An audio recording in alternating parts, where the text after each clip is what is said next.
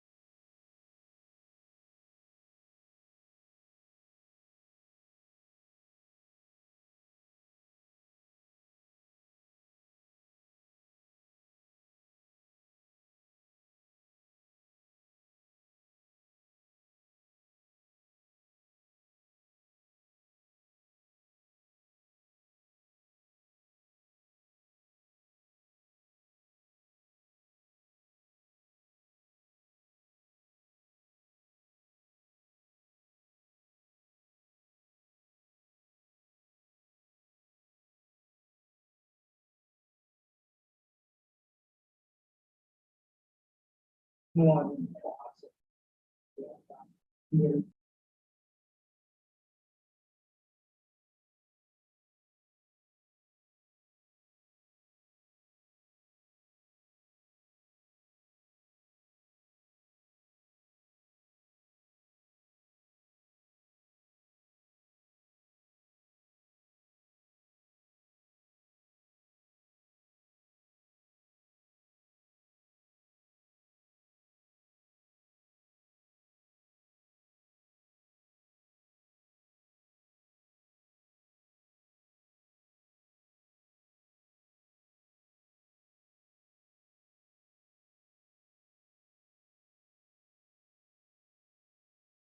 Alhamdulillahirabbil alamin.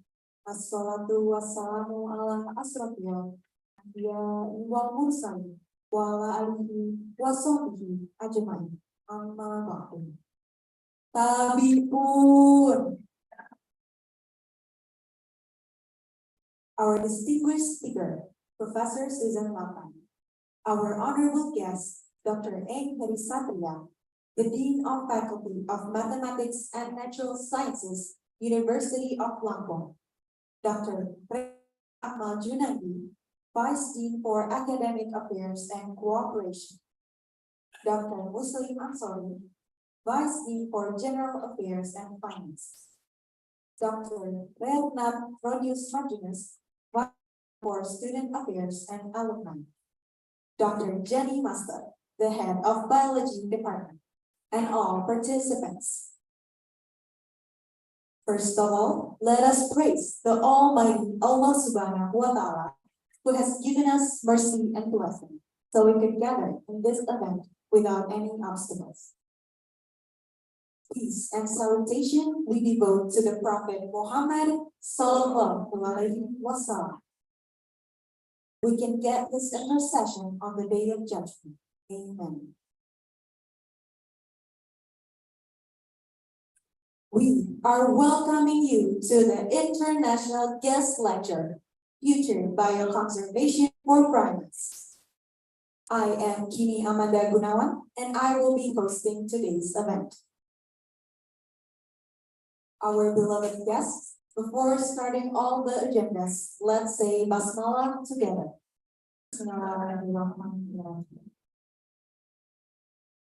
Now, we will hear a welcome speech from the Dean of Faculty of Mathematics and Natural Sciences, University of Lampung.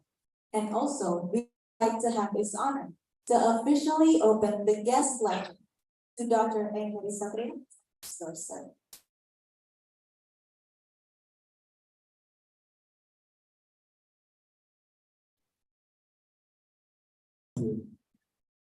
Bismillahirrahmanirrahim. Assalamualaikum warahmatullahi wabarakatuh. Good morning. Firstly, I would say welcome to Professor Susan Lampung, PhD, to our faculty for this good opportunity to this morning, because we will have this lecture from Magister Biology program. So welcome once again to our faculty. And the honorable, all of the vice dean in our faculty and the head department of biology, Dr. Master, and also the head Magister Biology program, Ibu Dr. Nurjayani, and also all of the committee that I believe all of you have worked hard to conduct this program this morning, and all of the participants. We will have the good opportunity to increase our knowledge. It is talking about the future bioconservation for the primates. Yeah, it is one of our mathematics and natural sciences faculty. So, firstly, I would like to introduce our faculty to Professor Susan. That until now we have surveyed program, including bachelor and postgraduate study program. So we have mathematics and natural sciences doctoral program, and then we have now 5 major program: the biology, chemistry, mathematics, physics, and the new one is computer sciences for magister degree. And then for the we have 6, I think, if I remember, biology and applied biology and chemistry and mathematics and physics. And for diploma, we have one study program. His visual background. Information technology, management of information. Huh? So it becoming 14 because of Background effect, huh? study program is already yes Gak mau. as a legal formal to and then next year maybe we start to earn the student. So because of this year our effort to be accredited in internationally, we have already 2 partners that accredited Royal Society Chemistry for chemistry department, and for biology we have successfully get international accreditation from ASEAN, and then it is supporting also by Professor Susan for the previous time. And then we will have 3 departments for maybe for physics, mathematics is already visited by the reviewer, and then also the computer science visited at September, October. So I would like thank so much for Professor Dr. Susanna like that.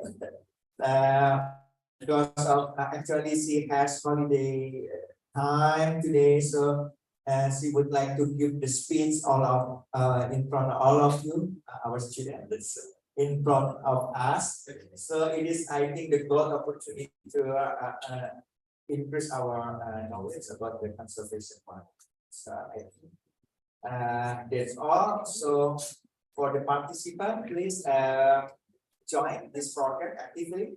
So please any question, because our guest lecturer is ready to come to us.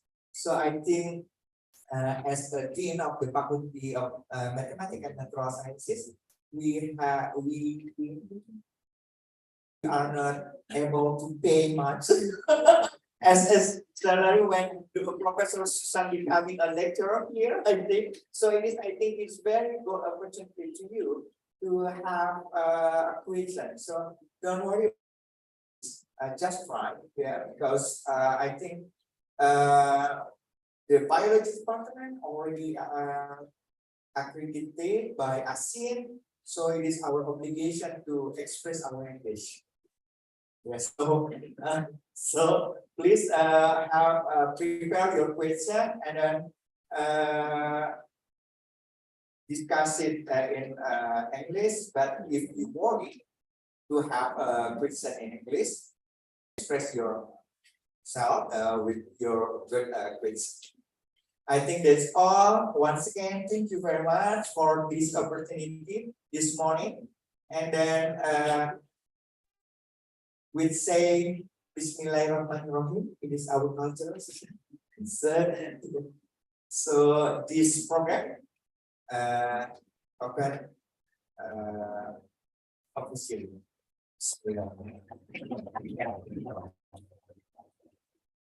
Thank you very much and enjoy this program.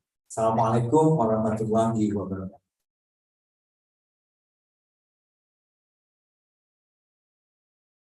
Thank you to Dr. Next, we will have a photo session. The first photo session will be held for Professor Susan Maman, Dr. Heri Satria, all the vice deans, Dr. Jenny Master, and Mr. Ahmad Arifin. Bu Nuning, can you?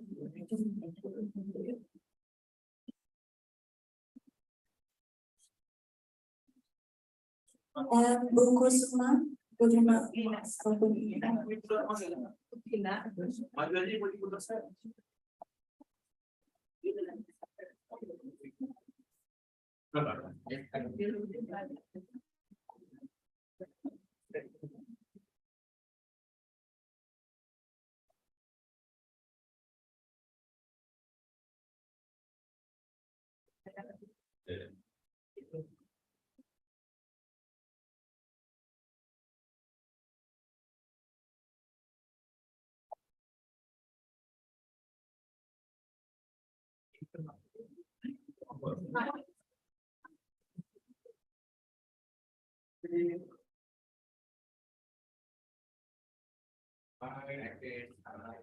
With this one.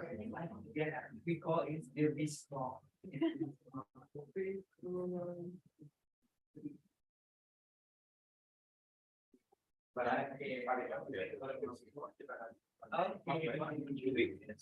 Berdiri semua.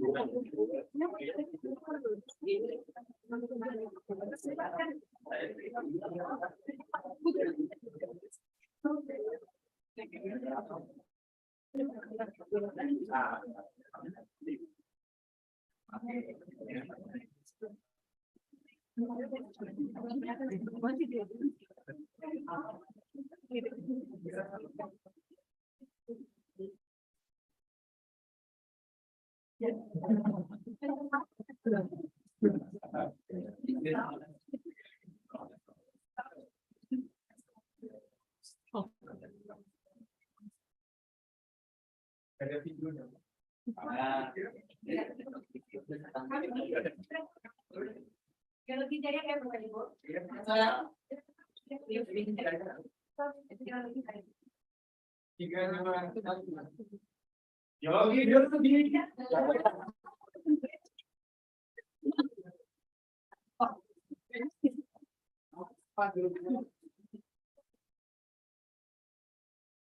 Satu, dua, tiga.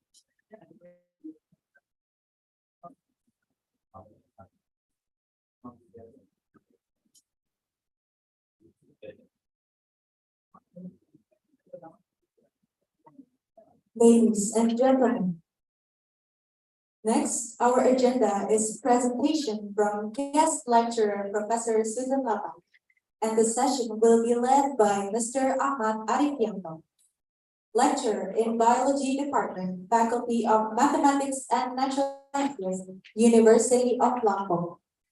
He earned his bachelor's degree from Biology Department, Institut Teknologi 10 November, and his master's degree from Biology Department, Universitas.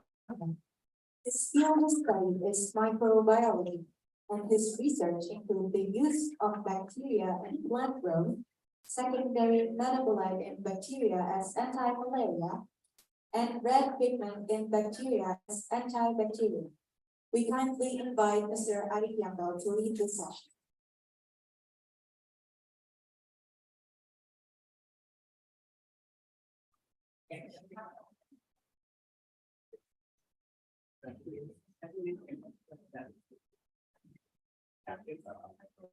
Assalamualaikum warahmatullahi wabarakatuh. The introduction of our team and also all the beauty of our team that completely attends our today's guest lecture held by bachelor program of biology. I'm going to correct the statement by our dean that actually the Magister of Biology. It's actually proposed by the Department of Biology, especially for bachelor degree of biology. So this is actually the following programs after we are following now. The IC accredited that has been granted to the to our department a few months ago. This international lecture is actually attended by Professor Arthur. She has a huge in private especially for Asia because I speak about her biography. She really interests about Southeast Asia primates, and this is not the first time actually he was done here because since 2020, right? She already came here a few years later. So this is our international collaborations that we're able to invite her again after a few years ago, and she come back here for the next of agenda, especially for international guest lectures. Okay, for the specific and technical part, I think it's okay. Our topic is about future bioconservation for primates. And she has a fully experience about primates. I don't know why she paid attention, huge interest about primates because it's our relative and also our neighbor. Include all of us as a primates. So it's not really difficult to all of you understanding about primates because it's learning about us. But you stay in a forest. So pay attention if you have any questions, take a notes because we already prepared for the organizing policy for the prize if you have the interest. We have the first stations and also this is a checklist station. So it's fully allocated to Professor Stefan. Give international guest lecture, especially for you. If you are not a site major, it's not problem because it's publicly generally for you in ecological sites. I do believe that Miss Ali and also all other biology ecological lectures have been providing you topic about ecological site, especially for zoological, also recording about primates topics. So it's not won't take too long about primates. So I'm going to give the time for Professor Laban to be the materials. So that is yours.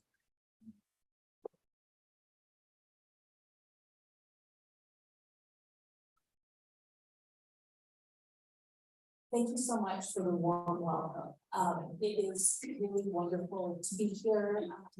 As you've already heard, I'm supposed to be on holiday right now, but I couldn't miss the chance to come and meet with old friends and new friends here at acara ini saya dikasih tahu bahwa biasanya di departemen ini bahasa Inggris dipakai hari Jumat dan ini belum hari Jumat. Tapi kita akan pura-pura kalau ini hari Jumat karena saya mau berpresentasi dalam bahasa. Tapi mungkin kadang-kadang akan hapus. Okay, so my presentation topic is conservation for primates, and because I don't assume that you are all primate experts yet, I'm gonna start from the beginning. So, what are primates? We've already had a nice into this idea, and I think, of course, as biology students, they might already be familiar to you, but primates are an order of mammals, and as already mentioned, we are primates as well. So it's our order of mammals, and primates are a particularly successful group of mammals from an evolutionary perspective. So far, there are 522 species recognized, but actually there was only one recognized. So we're up to 523. I didn't have a chance to update my notes, and hundreds of subspecies. And all of these animals, which vary from the tiny tarsiers to the gigantic renegades, share a group of features, which include features of the hands. So the primates all have opposable thumbs that let us do this. We have fingernails, we have fingerprints, so we're very good at manipulation. We also have incredible vision. I don't, I wear glasses, but as a group, we are very with stereoscopic vision. We see in depth. Many of us have good color vision, and we have very precise vision. So our sense of the world is largely a visual one. We're also really social. For many animals, you wouldn't find dozens of strangers sitting in the same room peacefully together like you see us. It's normal for primates to be social.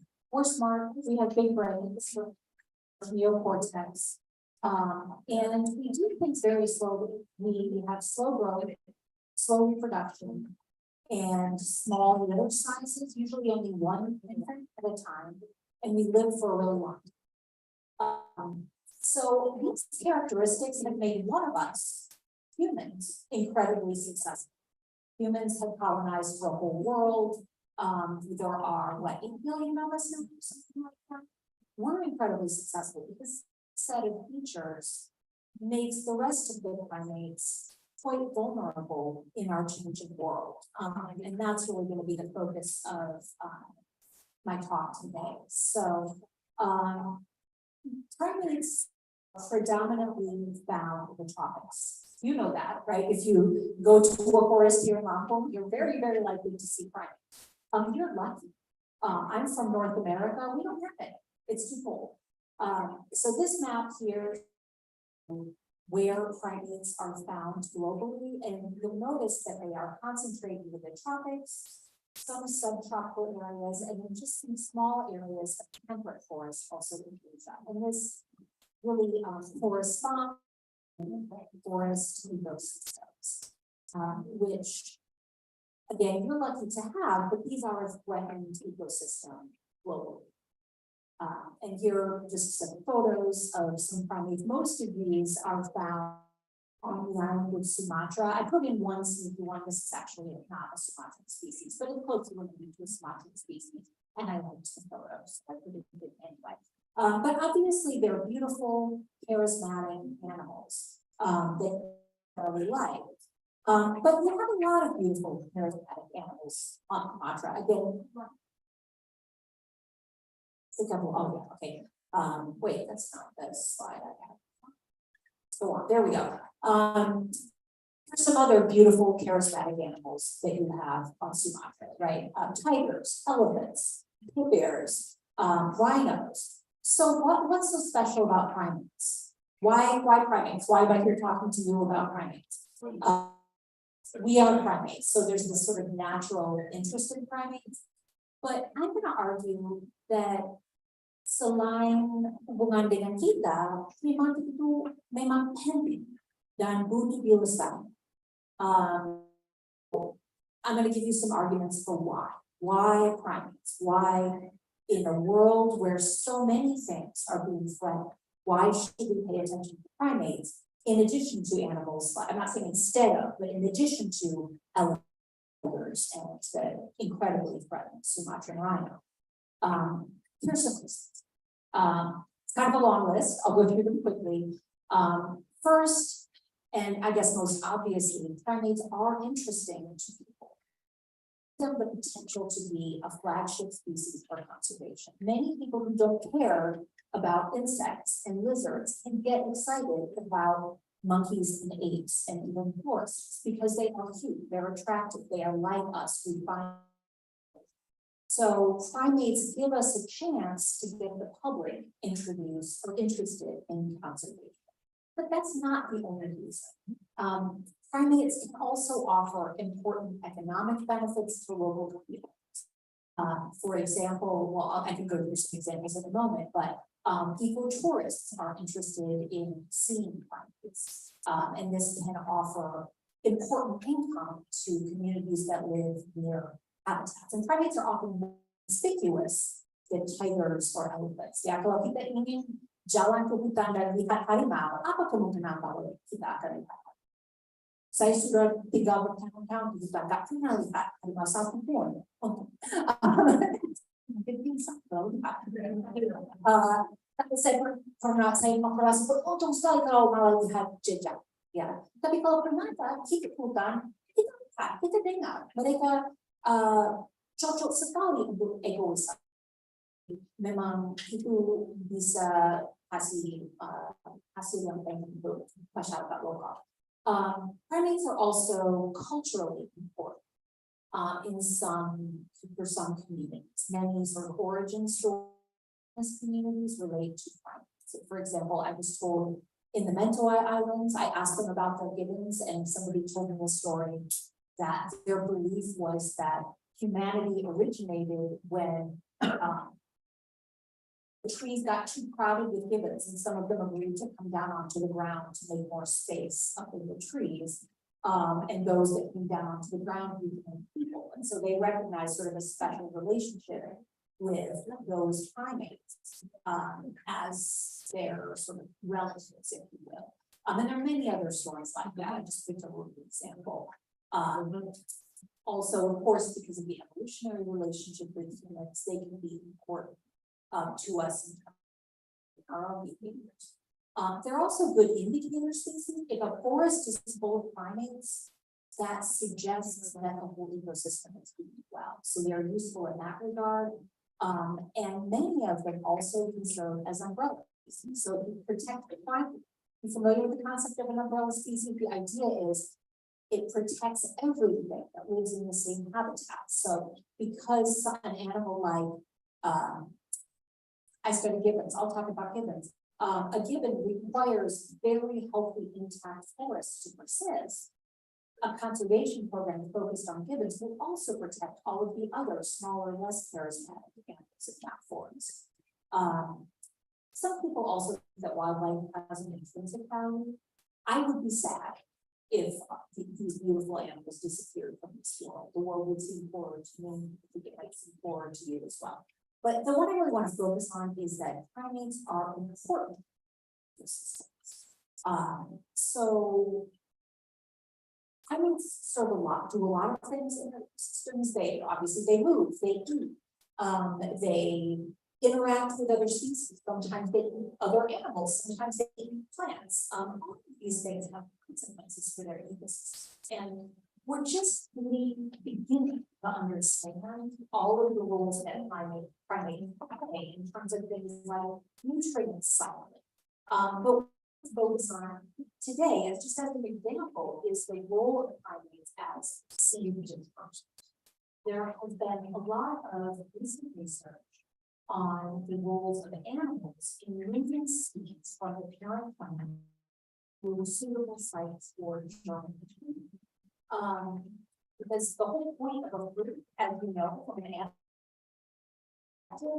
is to attract an animal who will eat the fruit and move the seed somewhere else. The seed is not competing with the parent plant for life and nutrients. And primates, as it turns out, are very, very effective seed dispersers in many cases because they eat a lot of fruit and they're and their role is complementary to the roles of some of these other species that we'll talk about. So, for example, this is a graphic from based on a study in a forest, similar but slightly different ecosystem. And in this forest, when the fate of individual seeds falling from a parent or growing on a parent tree was studied, the researchers found that there are a number of that are incredibly important in moving seeds to where they are likely to grow. For animals on the ground, they can fall through, but there are also animals in the trees that eat the fruit while it's ripe, but it hasn't yet fallen.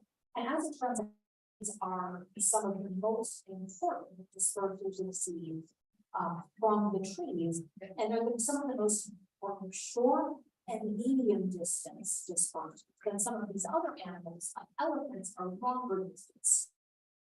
So it's a team sport, and it takes the whole team to be able to get the job done. This, I'm not expecting you to understand this graphic, but what I wanted to show you, this is an analysis of the importance of different animal seed dispersers in forests and Finland. And each set of initials for graph of individual animal species. And I was circled on this graphic, gibbons. These are the species that I study, so again, rather focused on. And the gibbons always fall out way far on the right graph, meaning that they are, when you look at the network of animals that disperse seeds, primates are some of the most important in terms of their centrality in the and the importance of their interactions with other species. What do I mean? I mean that if the gibbons disappeared from the forest, some plant species would become much less common, which wouldn't just affect the those plants, but would also affect all of the other animals. Many of these plants are tropical hardwoods that are important for certain ecological services like carbon sequestration. So if you lose the primate, you're not just losing marvelous animals, you're also potentially having that sort of cascade of negative consequences for the entire ecosystem. And on the other hand, if you protect the primates, you protect incredibly valuable services that they provide. So I hope I persuaded you that primates are worth paying attention to. So now I'm going to briefly turn to discussing the situation here for locally. So, probably know, Indonesia is the site of two different biodiversity hotspots. A biodiversity hotspot is a location in the world where an unusually high concentration of species of birds and an unusually high concentration of endemic species. And you can see that in Indonesia, there actually are two different hotspots. Indonesia is part of the Sunda spot and also the Wallacea hotspot. And that is because biogeographically, Indonesia includes islands, Western islands. So we are right now in Sundaland, sitting on the continental shelf of Asia, and these islands, Sumatra, Borneo, Java, have an animal fauna that's relatively similar to the Asian mainland, but that also has endemic species. And then while it stays between the continental shelf of Asia, the Sunda shelf, and the Sahel shelf, and it has its own unique fauna. And this had consequences for primates. So the next few maps, I'm just going to go through quickly, but these show the primate species that are found in Indonesia. This is the apes here. So these are the great and small apes. You see the familiar orangutan. Also, the 9 species of small apes found here in Indonesia. Indonesia is the only country with 9 species of small apes and a great ape. So you are the ape champions of the world. Proud of that. You have many valuable resources to protect here. You'll notice also that all of the apes are on the sort of Sundaland side of that, that line that divides the two biogeographic zones. These are the lorises. You're also rich in lorises. I put some of the lorises on the Asian mainland here just to show you as well, sort of the pattern. These are the tarsiers, and you notice the opposite pattern. There are tarsiers here. Has anybody seen a tarsier? I've never seen one in Lampung. I've only seen them in Sulawesi, I felt. Even though I've spent a lot of time in the forest here. So they're a little hard to spot here. But you'll notice that Sulawesi is incredibly rich in tarsiers. This is the Wallacea. So we see this with the opposite pattern here. These are macaques. And you see a lot of pictures here, but what I'm really showing is the same macaque, mostly long-tailed macaques, Macaca fascicularis. It's an incredible animal. They can live just about anywhere. They're really resourceful. You've seen them. Everyone here, I'm sure, has seen a long-tailed macaque, right? You see them by the side of the road. They like human handouts, what have you. They're actually, which is surprising. You know, we think of them as very abundant, but they're also affected by habitat. There are a few other macaques, the pigtail macaques on Sumatra. You can also see those by the side of the road. So going to Bukit Barisan Selatan, on my way here, I saw pigtail macaques just by the side of the road. There's an endemic macaque on Mentawai Islands. But other than that, it's mostly the same macaques over and over again until you get to Sulawesi, and there's this incredible diversity of macaques on Sulawesi. So Wallacea is poor in everything else, but very rich in macaques and tarsiers. That's sort of the Wallacea spot for one. Here are some more. These are colobine monkeys. There's some really, really interesting monkeys, mostly Kalimantan, Java, Sumatra, and more colobine monkeys. Again, Sumatra is a hotspot. Here in Lampung, there are 8 species of primates. So again, you're a very, very lucky to live here, I tell us. All right, so you're rich in primates. That's the good news. The bad news is that primates are not doing well.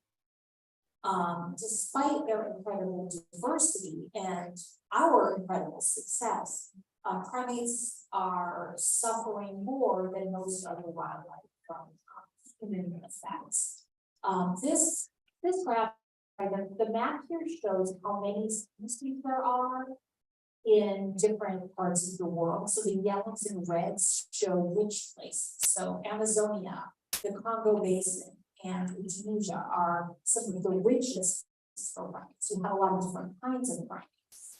But now let's look at these bottom graphs. In Asia, it's just looking at the whole continent.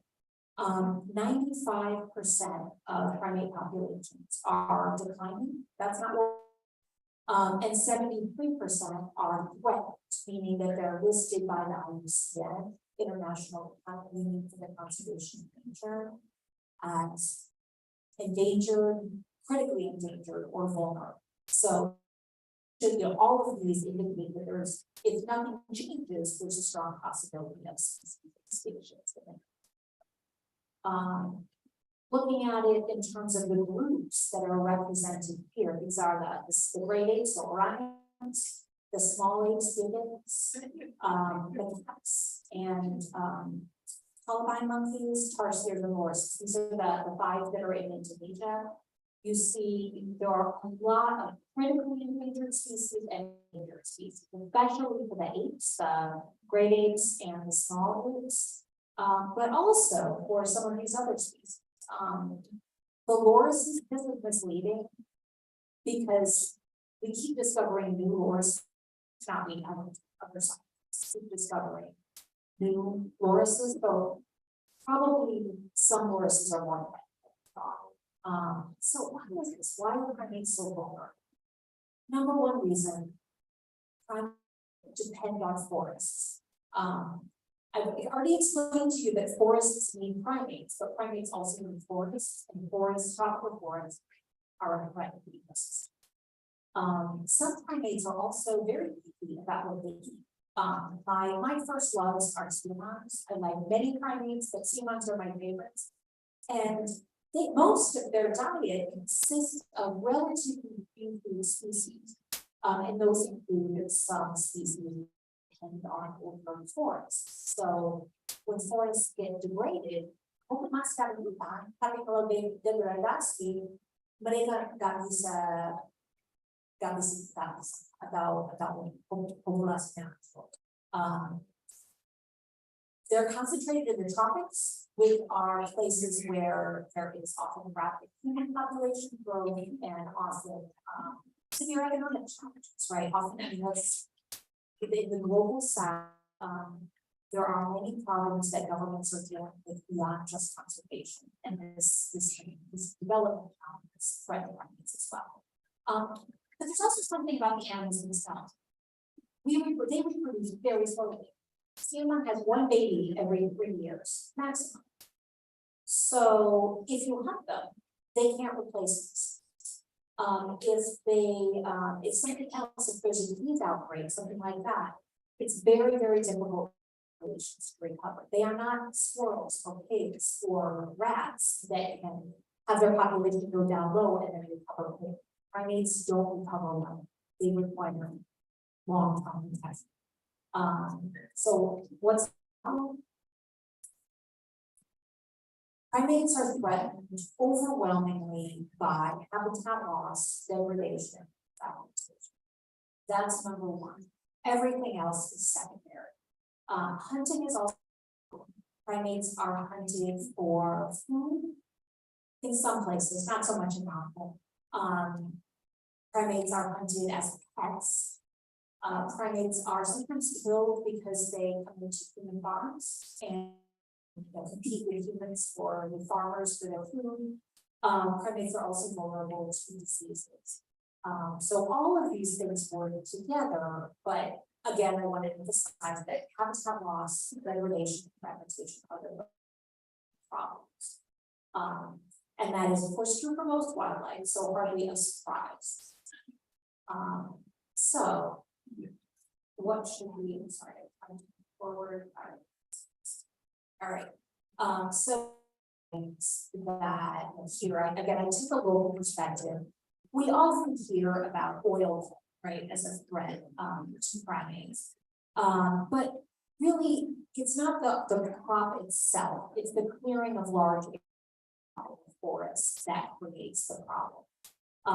And unfortunately, most primates don't do well in agricultural landscapes. There are some exceptions. I have a friend who studies pigtail macaques in a plantation. So there are some that will use human altered landscapes, but most primates won't persist in oil palm landscapes. Rubber, again, there are a few primates that will eat like rubber tree seeds, but most avoid those kinds of landscapes.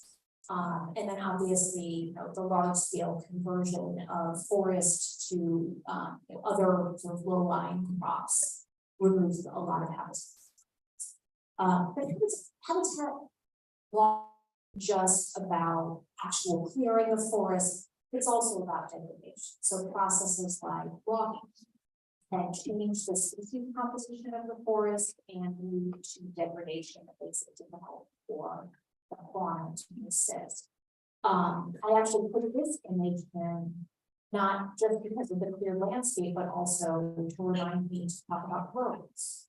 Roads are wonderful for connecting people to each other, but also divide forests from each other. And for some of the primates, roads, even a little small logging road or a small 2-lane highway may be enough to prevent animals from moving from one side of the road to the other, or maybe actually lead to deaths as animals get hit by the post. Right before in the car on the way here, I was speaking with Ellie this morning of forces on electrical wires. Sometimes when there is a road or other clearing, the animals try to cross using electrical wires, and that can also lead to electrocution. So this is in the context of forests, but this is also a threat for animals like gibbons. One of my projects on Java has observed the number of gibbons electrocuted on electrical wires.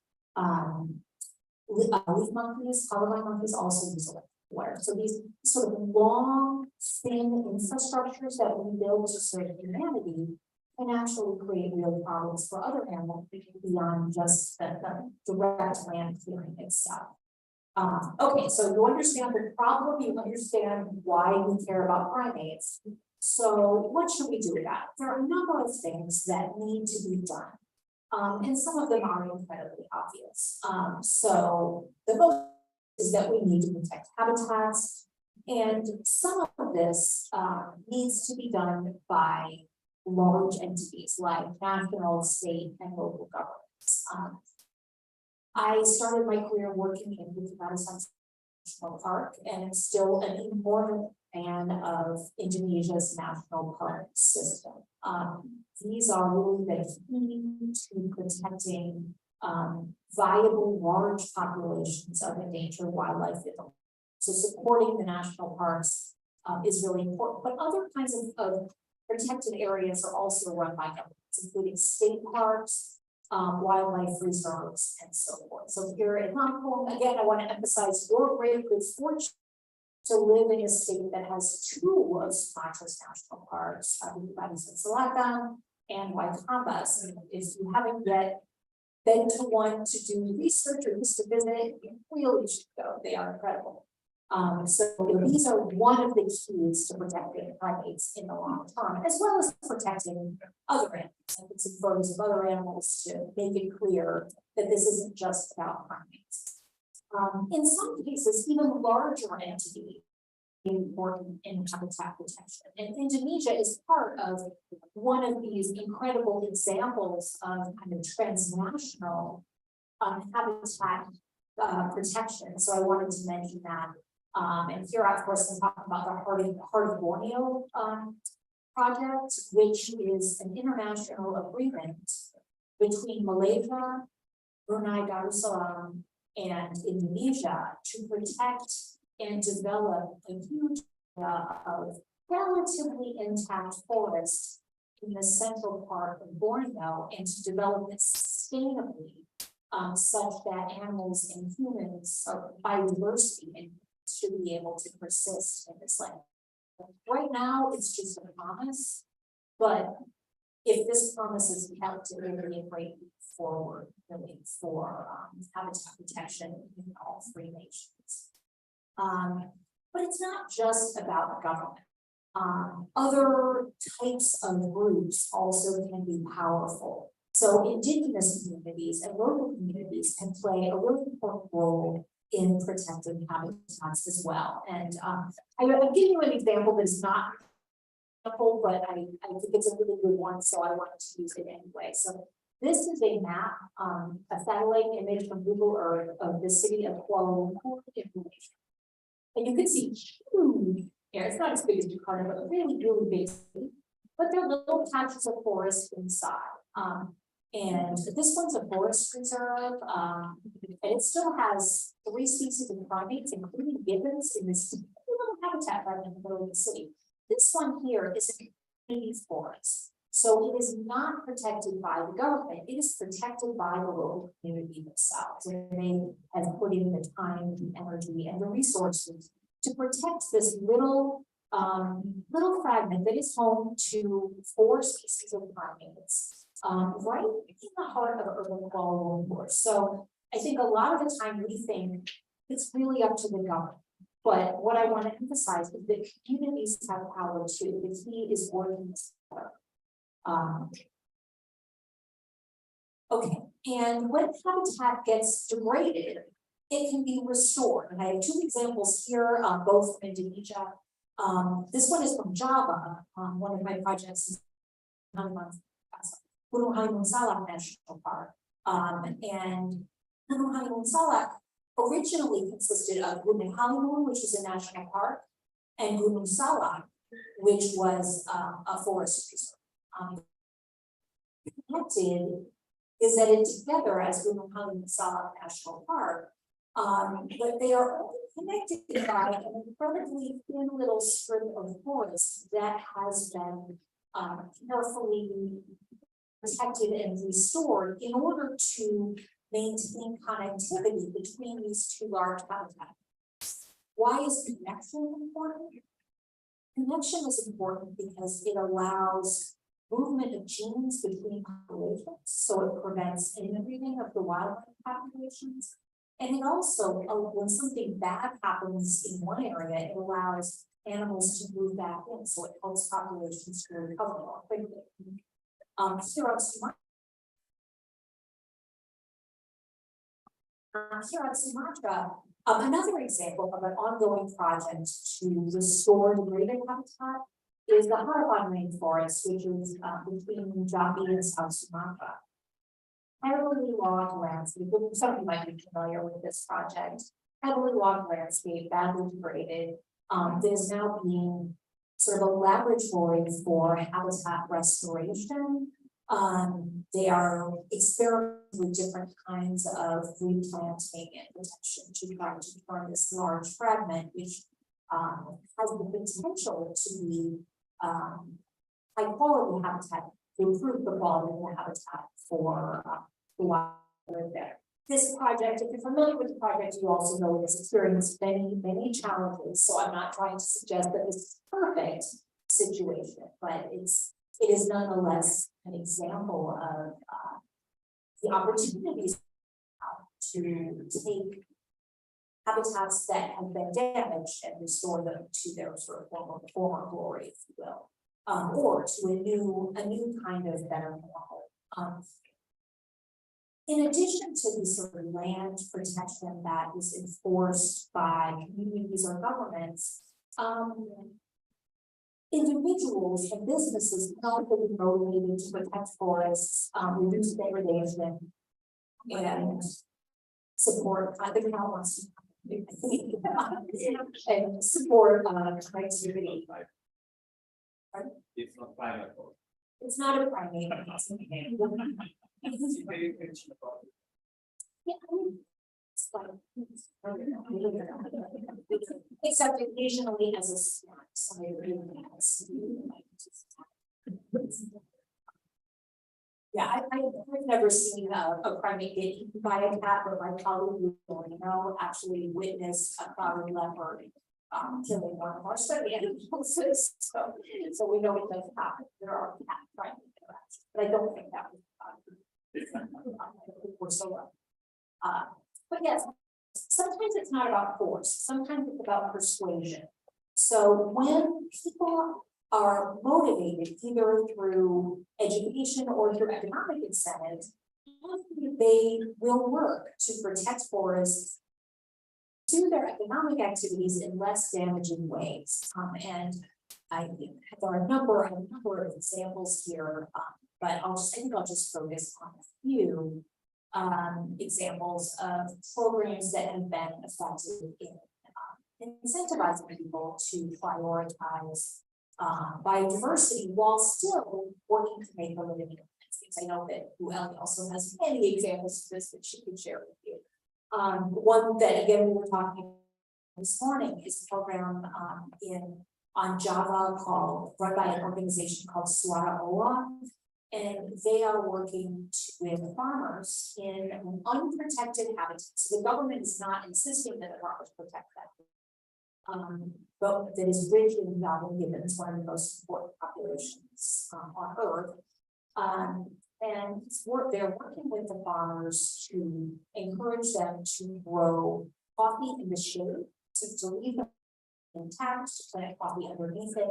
And then they're working with them to improve the quality of their coffee and to improve the marketing of their coffee, such that they can get a higher price for their coffee by selling it as gibbon coffee.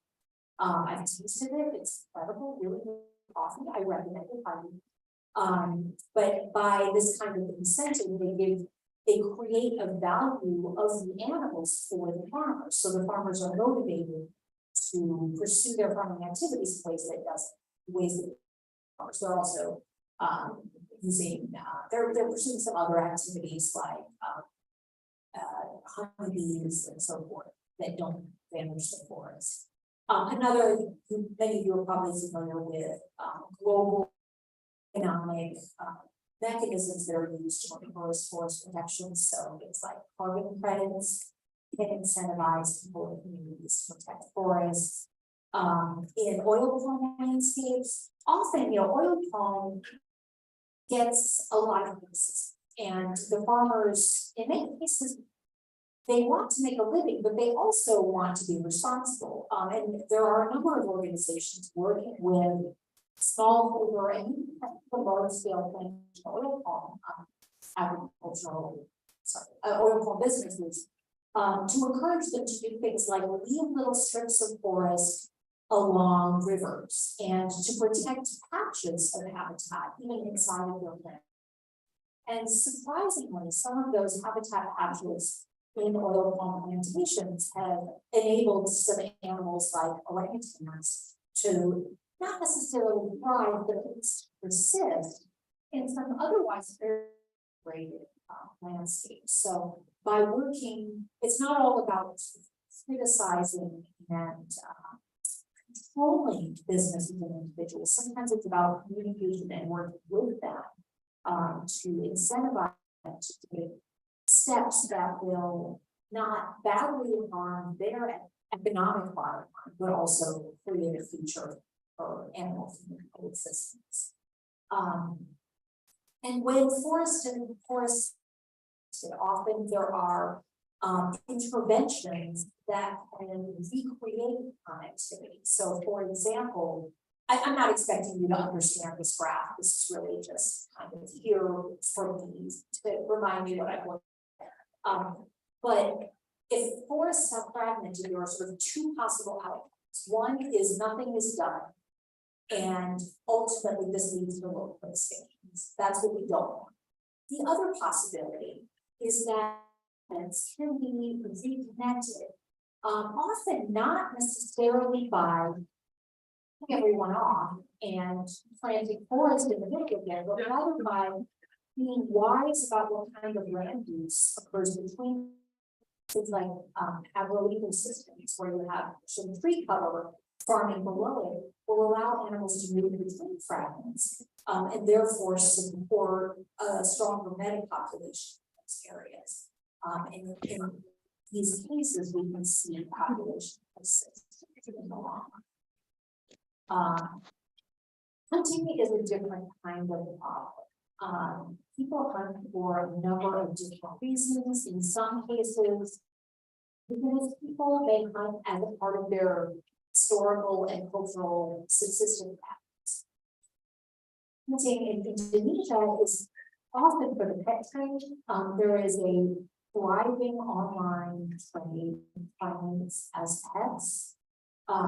Many species of colobines, gibbons are very popular in the pet trade. Lorises, I think we probably all see lorises. That's very, very common in the pet trade.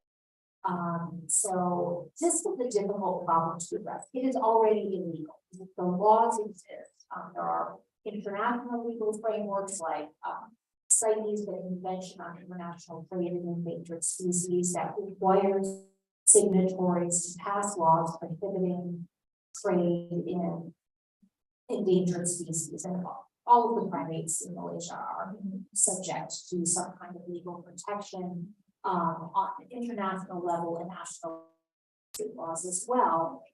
But without effective enforcement or without effective incentives, laws don't change the realities on the ground. And the fact is, there is ongoing trade in Indonesia that it is illegal.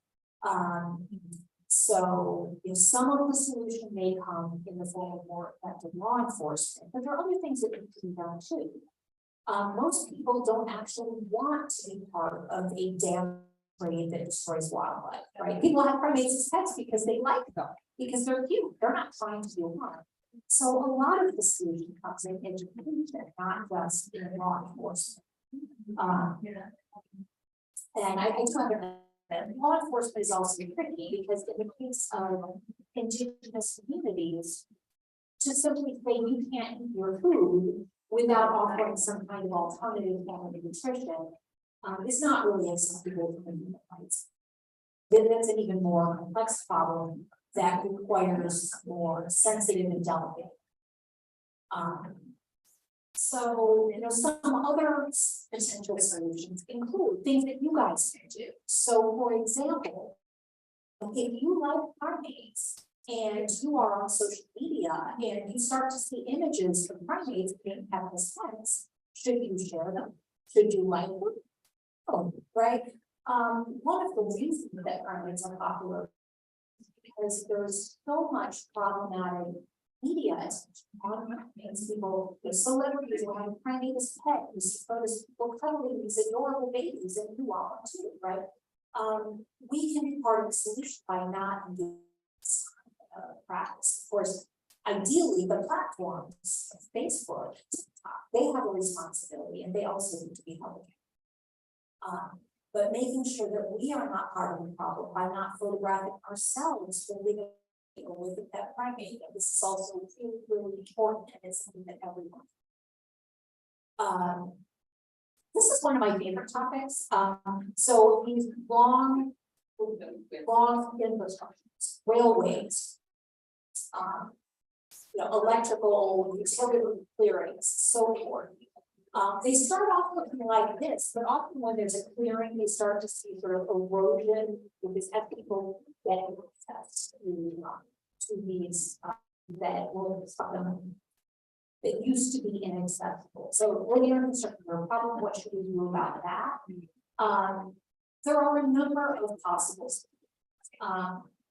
Obviously, routing roads around landscapes that are important is the big top choice, but where you have fragmentation, often the negative impacts can be addressed through like fairly simple interventions. So here's an example of one that is a lion's tail path crossing a canopy bridge that spans. You can't see the road across the road.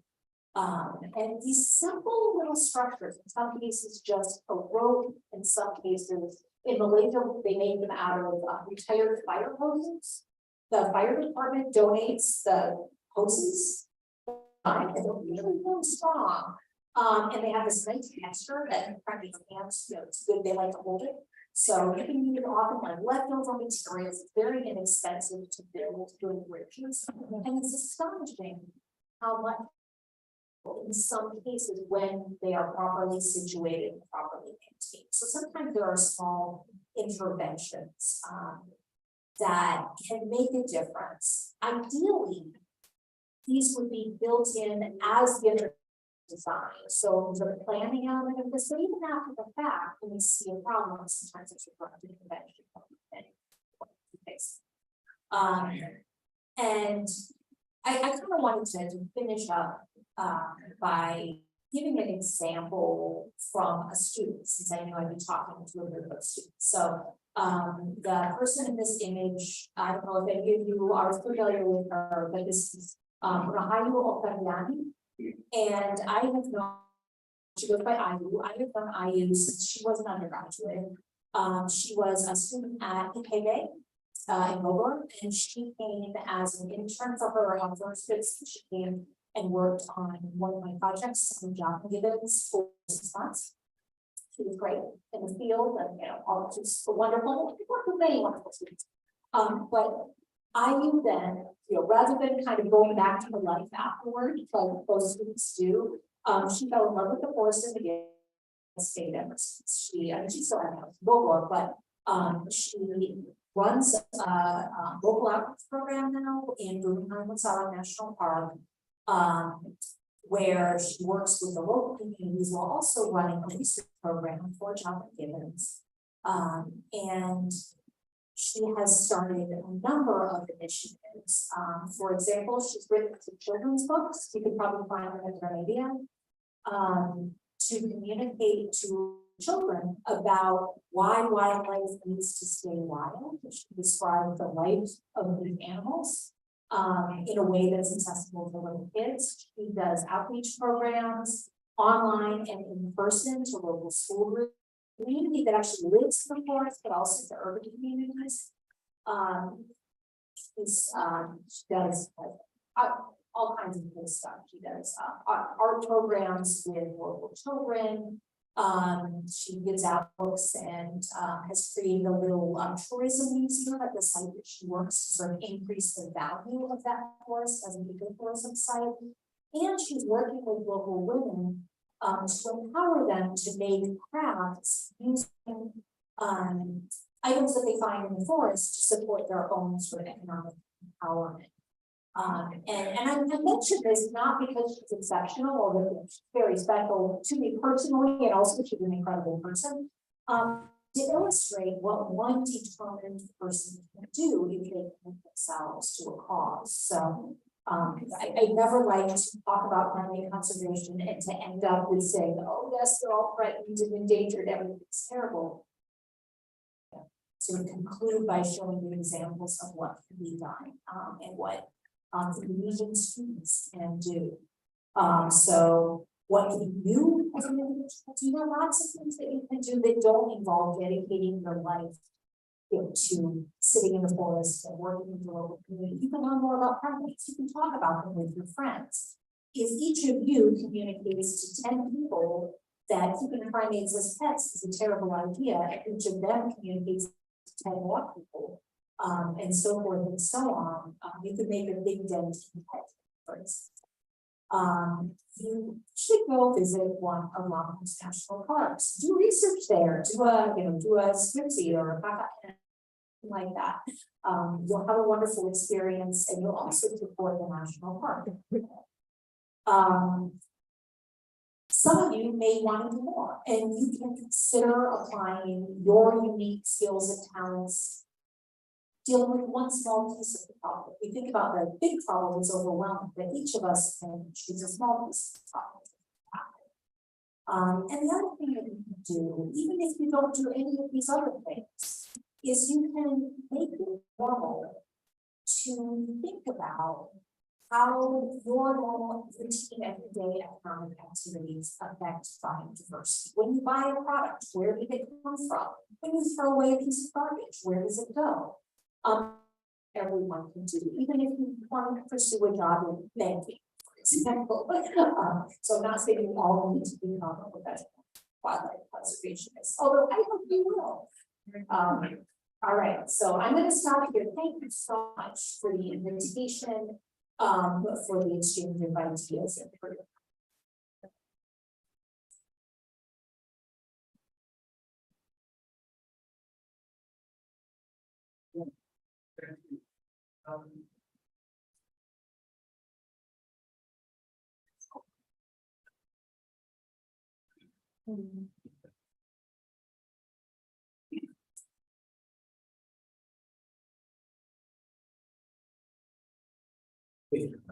think that you already lost, which is selected person.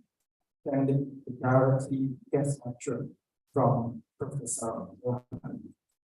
I have the vision notes. It's not only one time, it should be more than one semester, talking about primates, conservations, much points actually. But I'm going to provide you time to deliver your times, and given that you already refused the listening protocol. There were some sessions achieved, but I'm going to the 3 questions first. Is there any questions? Please raise your hand and then briefly share your comment. Okay. I'll give you info to the university about this topic. So give the attention for the no, I'm going to choose 3 persons in the first session. So give the first session to Deputy of Info, Deputy of Financing.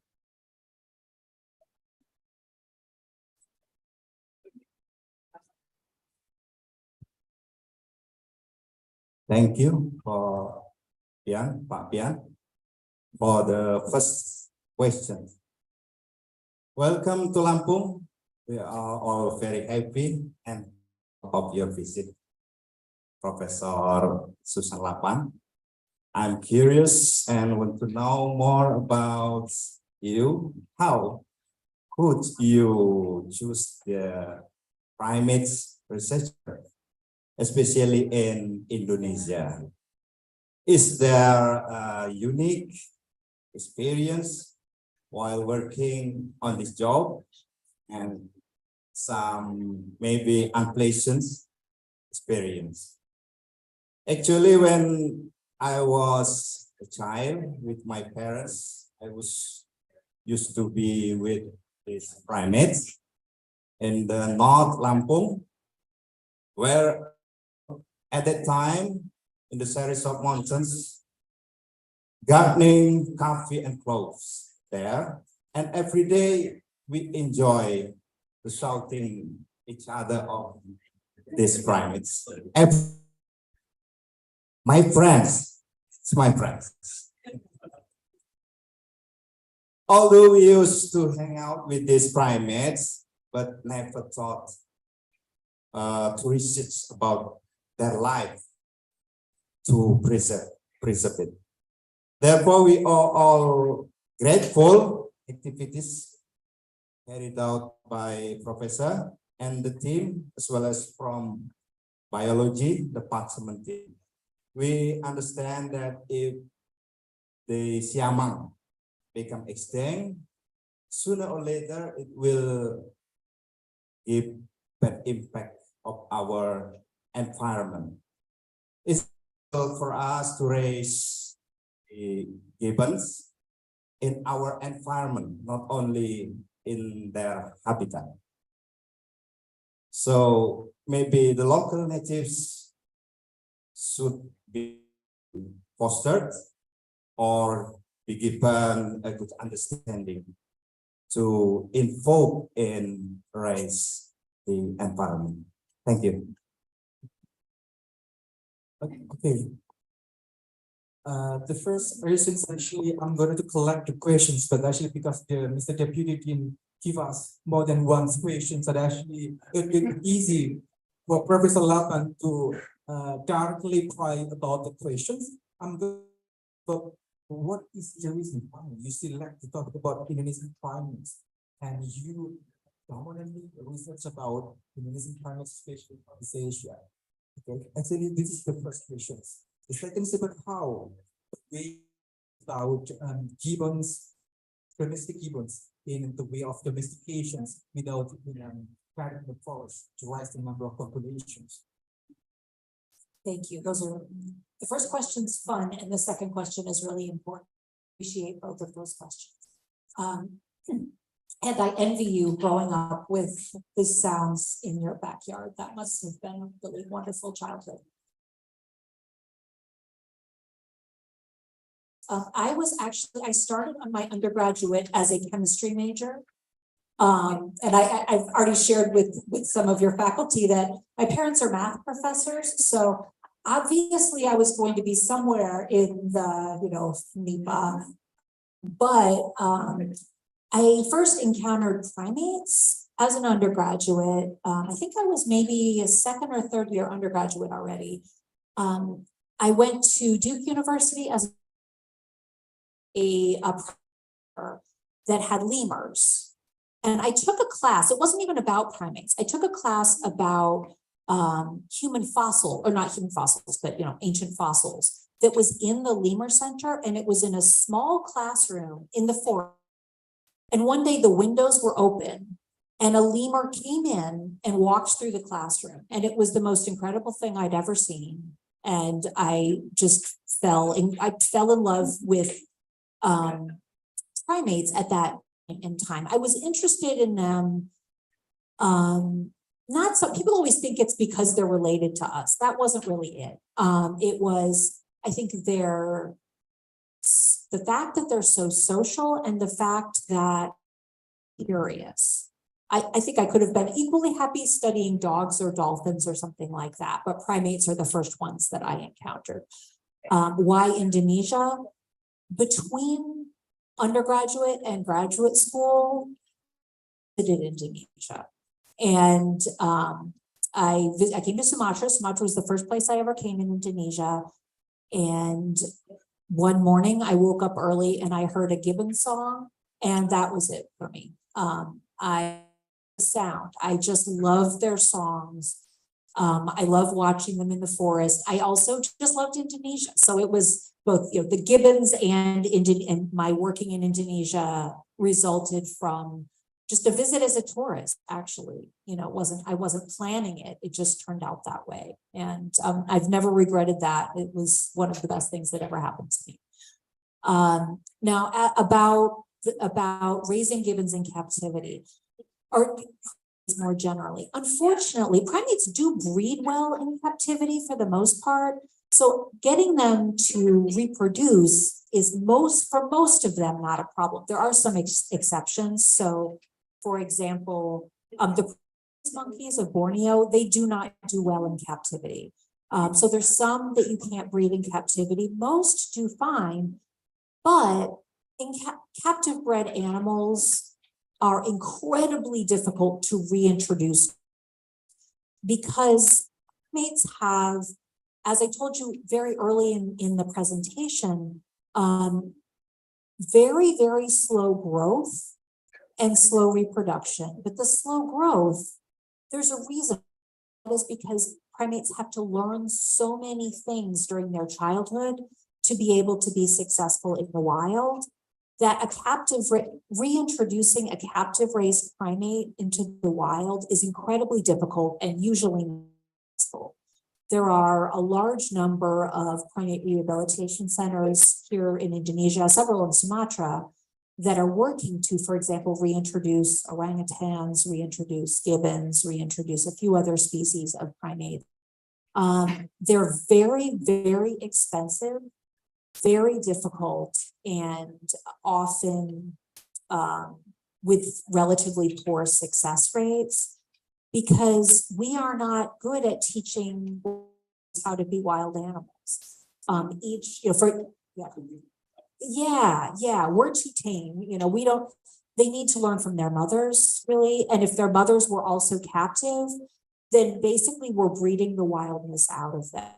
Like, there's some animals that you can successfully breed, California condor, right? The Arabian oryx, these incredible success stories mostly involve animals with much less complex behavior than primates. There are some stories with reintroduction, captive breeding and reintroduction, but even in those cases, they require, we're talking incredible financial costs, and in habitat, there's no place to reintroduce them. So yes, we can maintain them in zoos, so we won't lose them altogether, but they won't be performing their ecological function. So I think most primate researchers do regard kind of captive breeding and reintroduction as a solution to the problem, although there are cases where it may be necessary. So that was a really good question. I thank you for it. It's simply like when Minang peoples born in Jakarta, not directly, they are easily to cook padang of rice, Yes. padang menu, because they are not in an intangible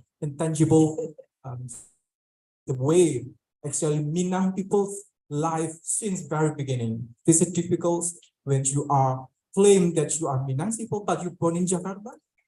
So you directly to learn how to live in Minang, because when you live in because not directly in Minang, it's difficult to learn about how to live in Minangkabau also, because in several cultures, different situations, and different resources, of course, because we directly feed it by people. Okay,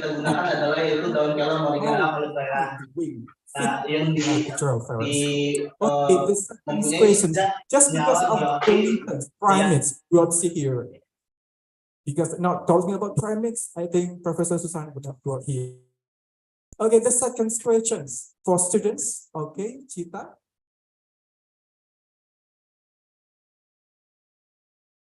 Okay. Good morning and thank you for the opportunity. So I'm Chita and I want to ask one question. Well, one of the problems that's happening is massive infrastructure construction in Riau. It was on the news a few days ago. Due to of habitat, would it impact their reproductive rates and their social behavior? Thank you.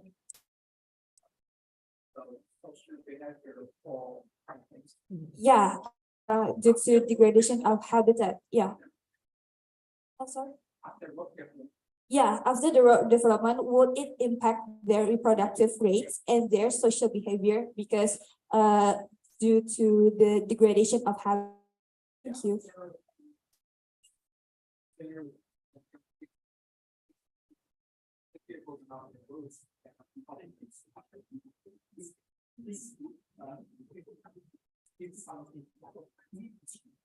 That's a great question. And the answer is complicated because it depends what kind of primates you're talking about. But as you have suggested by the question, when a road creates a barrier, it definitely can affect their reproductive rates in multiple different ways. One problem is the problem of finding a mate, right? If you typically, for primates that live in groups, either males or females or both, leave the group they're born in and go to a different group to reproduce. And if you have a road or a railway or other kind of clearance or infrastructure that fragments your habitat, it is more difficult for young individuals to leave and find a potential mate. So in many cases where movement is restricted, we see reduced reproductive success. And that can be either because the animals simply don't, they have behavioral mechanisms to avoid mating with close relatives, reduced mating success, but also you can see inbreeding depression, where if they are mating with close relatives, it can cause genetic problems in the population such that their infants are less likely to survive. Another way that it can affect social behavior and reproduction is if it changes what they're eating. So, for example, I mentioned earlier, some species like macaques actually like coming to the roadside if people are giving them food. So when that happens, it changes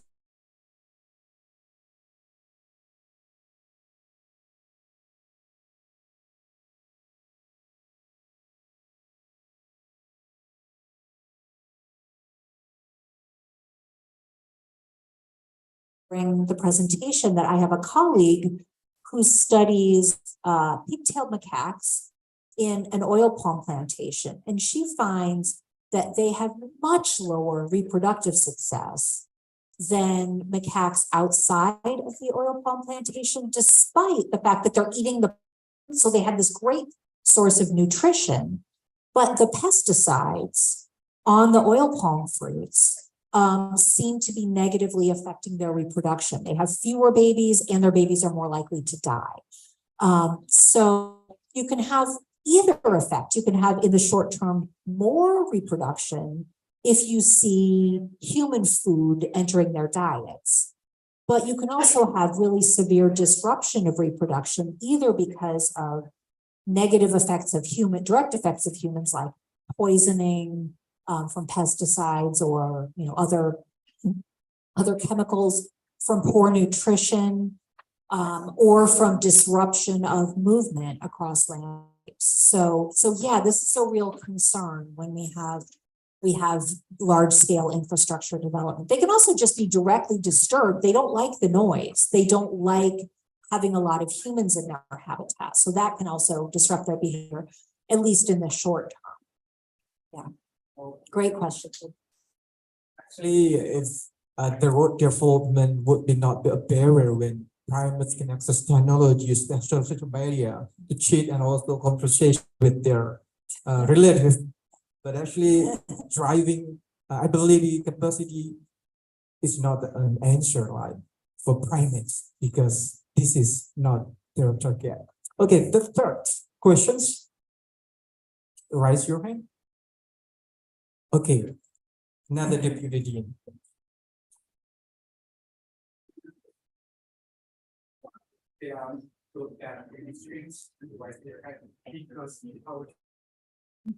Okay, thank you very much. I think we are happy to invite Professor Lapan to be here, and I would like to express my gratitude for your insight today. I have a question. Okay, the first one, since you said that the reproduction rate is really slow, really low, is there any effort like breeding or artificial effort doing by scientists That the first question. The second question is, in one of your talk, you mentioned about agroforestry, right? Coffee forestry. Is that any impact for primate if some, let's say, community doing their agroforestry? And the third one, this is about a local problem. I heard some community hunt the primate to be trained as a labor, like for topeng monyet, if you know, or to be coconut harvesting. How to avoid, or how to give a so problem, because in one side community need to improve or to increase their economy, but in one side in other side primate conserve. Okay, that's all question. I hope I didn't spend all question for the student by asking 3 questions. Thank you very much. Okay, I do, because Professor Lapan also come from chemistry, and there are a lot of different backgrounds also pay attention about primates. I'm wondering that they are going to move in biology after looking and also attention about your presentations. The first question is about reproduction rates. Actually, is there any artificial effort to help them when they have got problems about the reproductions, reductions, declining after we don't have any interview? Okay, it's interesting. That's actually the second time this month I've been asked that question. The first time I was asked the same question this month, I was at of the Global Gibbon Network, which is a new organization in Hainan, China, which is the home of the most endangered primate on earth, the Hainan black-crested gibbon. There are only 37 individuals left in the of this species. And the director of the national park that these gibbons live in asked me the same question. He said, could we make them breed faster? Because we need more, right? Unfortunately, I had to give him the same negative answer that I'm going to give you now. That probably would not help because, again, sort of referring back to the discussion about reproduction in response to an earlier question, there's a reason that they reproduce so slowly. And I have a picture of a siamang right there. So my first project was actually about parental care in siamang. A lot of attention to this.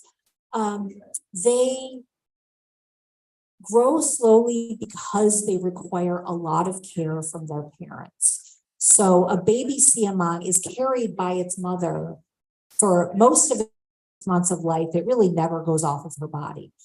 Once they get to be about 6 months, they'll go maybe 1 meter away, but they're still very close to their mom. From between 1 year and 2 years, they become more adventurous, but still, whenever she travels any long distance, she'll carry them, or sometimes the father will carry them. When they're about 2, they stop sleeping with their mom and they switch over and start sleeping with their dad at that point.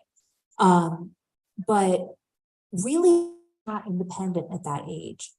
Then when the next baby is born, there's sort of a peak in mortality. That's a very dangerous time for an infant when their next sibling is born, right? We all know that when you get a younger sibling, everything changes, right? Mom pays much less attention to you. Suddenly you have more work to do. Siblings are great, but they're also a challenge. And the same is true for many primates, that increasing their rate of breeding would put their existing babies at risk. Nature has already sort of fine-tuned their bodies such that they will have a baby when they're ready. So causing them to be fertile sooner, do it probably, but it wouldn't result in a net population growth rate because of the increase in mortality. So There is some research going on about this, but are probably less than protecting their habitats in the long run. They need if there's a better food supply, they do reproduce faster. So planting extra food trees, improving habitat quality is probably a more effective intervention than artificial reproduction. This question should be very problematic because if we also try to help them for artificial effort in reproductions, we also could balancing about how about the supply of foods, because the foods availability will be also another problem occur after we help them about their reproduction rates, after we raise the number.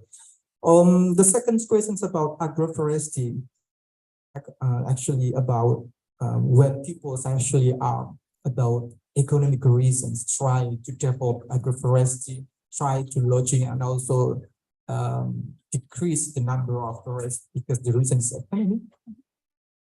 Is it problematic also, I think? Okay, thank you.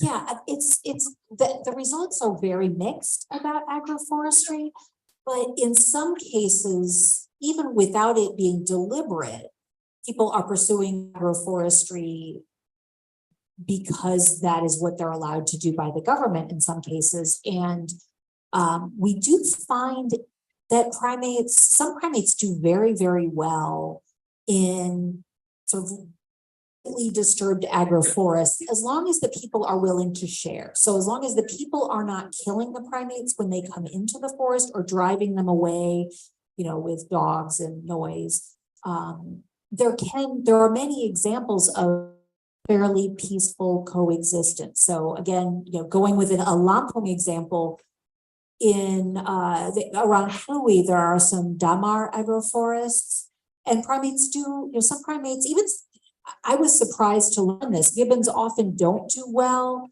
in degraded landscapes. They're very sensitive, but there's some siamungs that live in those agroforests in Kuliah. So some siamungs use them, many monkeys use them. So be really successful. In some cases, they also need a little help.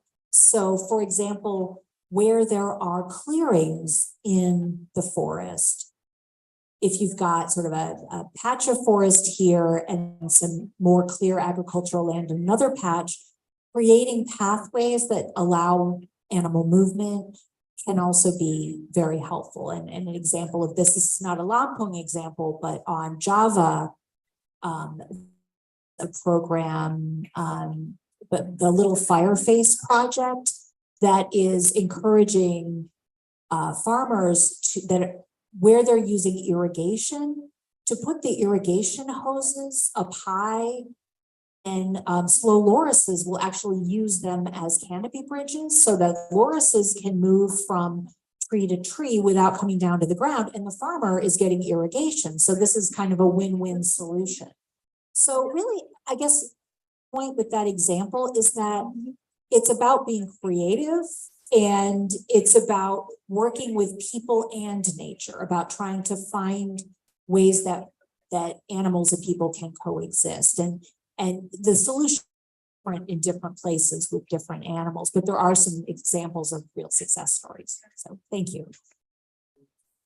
Actually, I'm also interested about your answers about agroforestry. Is there any agroforestry program that's actually the number of the populations? Because the first you also stated that there is gibbon coffee, right? Mm-hmm. If the gibbon coffee actually also give benefit for people in raising the number of agroforestry, but also give economic impact for them. But in another way, also provide food for them. Yeah. Is it a balance?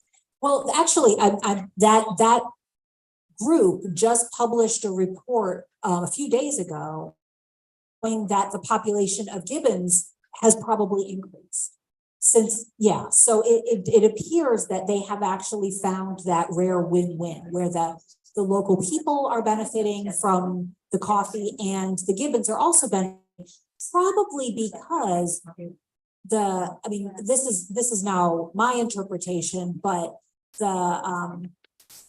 the local communities having a more positive view of the gibbons reduces their incentive to hunt them for the pet trade, for example. So when the people are happier and when the people value the animals, then often the people will go out of their way to protect them. Where is the location actually that people develop? Is it in Lampung? No, the gibbon coffee, that's in Central Java. It's Central yeah, Java. yeah. This is actually a new idea for you that remember luwak coffee when they are trying to use animal as a partner in developing the product. Professor Lapan also introduced us that there is a new strategy to have Lampung as a coffee producers, that there is a new product we call as a gibbon coffee. When you study how to balancing the number economic benefit for people in agroforestry in developing the product, because the price will be rising after we locally utilize gibbon as a partner in producing the number of. So I think you can research use this and copy the methods in Lampung. Try is that any economic beneficiary that new happens after you are involving the new methods about gibbon coffee. Third questions about local hunting as cultures actually, because in Sumatra we also easily found that people use long-tailed macaca to harvest coconuts in the tree. So the culture about coping monyets, domestication, they try to earn money using this kind of cultures. Yeah, yeah. This is another sort of difficult and sensitive question, right? Because people that keep monkeys to harvest coconuts, they're not trying to do anything bad, right? They're just trying to make a living. Often they also view the monkey as a pet, a partner, right? So it's a problem that needs to be approached sensitively, because simply, taking the animal away doesn't really solve the problem. That animal is never going to be wild again. That animal cannot be released, likes people, and it's going to come and ask people for food, and it's going to be a problem. So,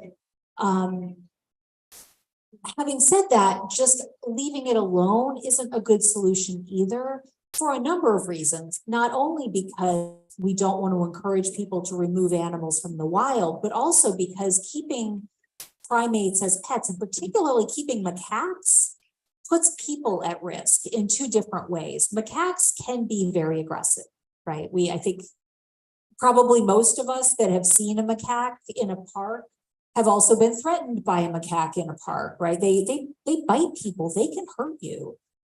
They also carry diseases. Most macaques in Asia, the virus that is actually lethal to people. That doesn't mean you're going to die if a macaque bites you. The risk of infection is fairly low, but it is a real concern. It is not good for people to hang out with monkeys. And you can hang out with them in the forest and watch them from a safe distance, but you really shouldn't be touching them or interacting with them. And research also shows that when you have pet macaques, wild macaques are interested in those pets and will often approach. So even if your macaque is disease-free, you may actually be bringing other animals into the area that may come in with other zoonotic or potentially emerging infectious diseases. So you've identified a real dilemma, right? Because we don't want to just, it's illegal, but we don't want to just come and take the animal and yell at people, because that doesn't really solve the problem. This is, I think, a slow education process, really, that people need to be encouraged to, ultimately, ideally, the animals would be surrendered, because again, they're creating a risk for the community. But working with people so that they understand the reasons is really important, and perhaps offering some kind of alternative economic activity may be important as well. It's a very satisfying answer, but yes, this practice really is a problem, and the solutions are going to ultimately involve that sort of human communication touch, as well as perhaps ultimately some law enforcement as well. Okay, remember that actually grabbing wildlife creatures would move and also try to move the resource infections problems near us. So this is problematic after we try to use wildlife animal creatures as our pets. It's not should be our pets. Okay, the next questions. It's already okay. Dari Zoom, mungkin satu dulu sebelum dari Zoom. Di belakang buku Suma. Okay, Okay, it's warmer after a few questions. good morning. My name is Amelia. Thanks for the opportunity. I want to ask one question. There are mammals habitat in each area in the forest.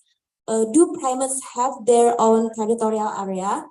As we know, the species of primates, if there are any territory, is there any minimum territory to not to overlapping, such as looking for their food, socializing, and to reproduce? Thank you.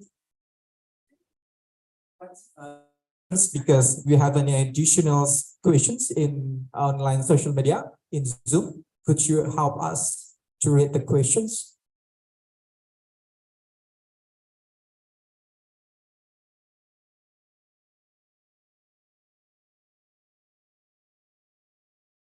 In a virtual questions that have been addressed, boleh dibaca? Ada pertanyaan dari izin bertanya, fragmentasi habitat sering terjadi, padahal primata itu sendiri punya teritorinya. Apakah luasan hutan saat ini sudah mampu menampung beragamnya primata ataukah lokasi ke pulau kecil lainnya? Terima kasih. Okay. Both questions actually are correlated. So we are going to give the time for Professor Lapan talking about animal and territorials, actually about fragmentation. Also, what coverage area about territory when we are talking about primates. I think different species with the different coverage. Yeah, that's correct. Yeah, some primates are territorial and some are not. So, for example, the gibbons are very territorial. Each group, which is usually a pair and their children, will defend a territory. They'll spend a lot of energy defending it. They do not like to share with their, maybe there's a small area of overlap, but for the most part, everybody knows where they're supposed to be. So that's how gibbons are. On the other hand, some of the other species, some of the macaques are less territorial. Multiple groups may share large parts of their home ranges. So every species, every group has an area that they cover, but some of them will place other groups out and others will just sort of avoid them. It really depends on the species.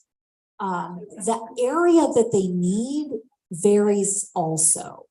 So for example, obviously the gibbons are what I know best. Gibbons home ranges are typically between about 15 and 30 hectares, but that varies. Some may have a home range as large as 100 hectares, and some may have a very small home range if it's very high quality. Some of the macaques, pigtailed macaques, their home ranges are more like 100 hectares, so 3 times as big, but their social groups are also larger. Lorises have much smaller home ranges, maybe just a few hectares. So it depends on the species, but to relate this to fragmentation, where habitat is fragmented, it often reduces the number of groups that an area can support very dramatically, especially if it splits the home range of a group. So I think sort of obviously, if a macaque group requires 100 hectares, it is only 30 hectares, they probably will not survive there. So that's the sort of the obvious problem. On the other hand, if you think about gibbons, gibbons require 30 hectares. So if you take a 100-hectare fragment. In theory, you could have 3 groups, right? But in reality, that fragment may only be adequate to support 1 or 2, because if the territories last almost the whole lifetime of the animal, that's actually one of the papers that Bueli and I published together, talked about this.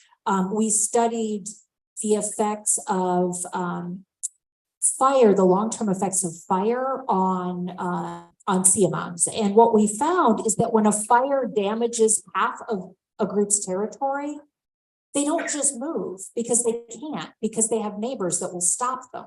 So they just end up trying to survive on half as much land. It doesn't work very well. They have reproductive failure, and ultimately we saw, many of those groups did very badly.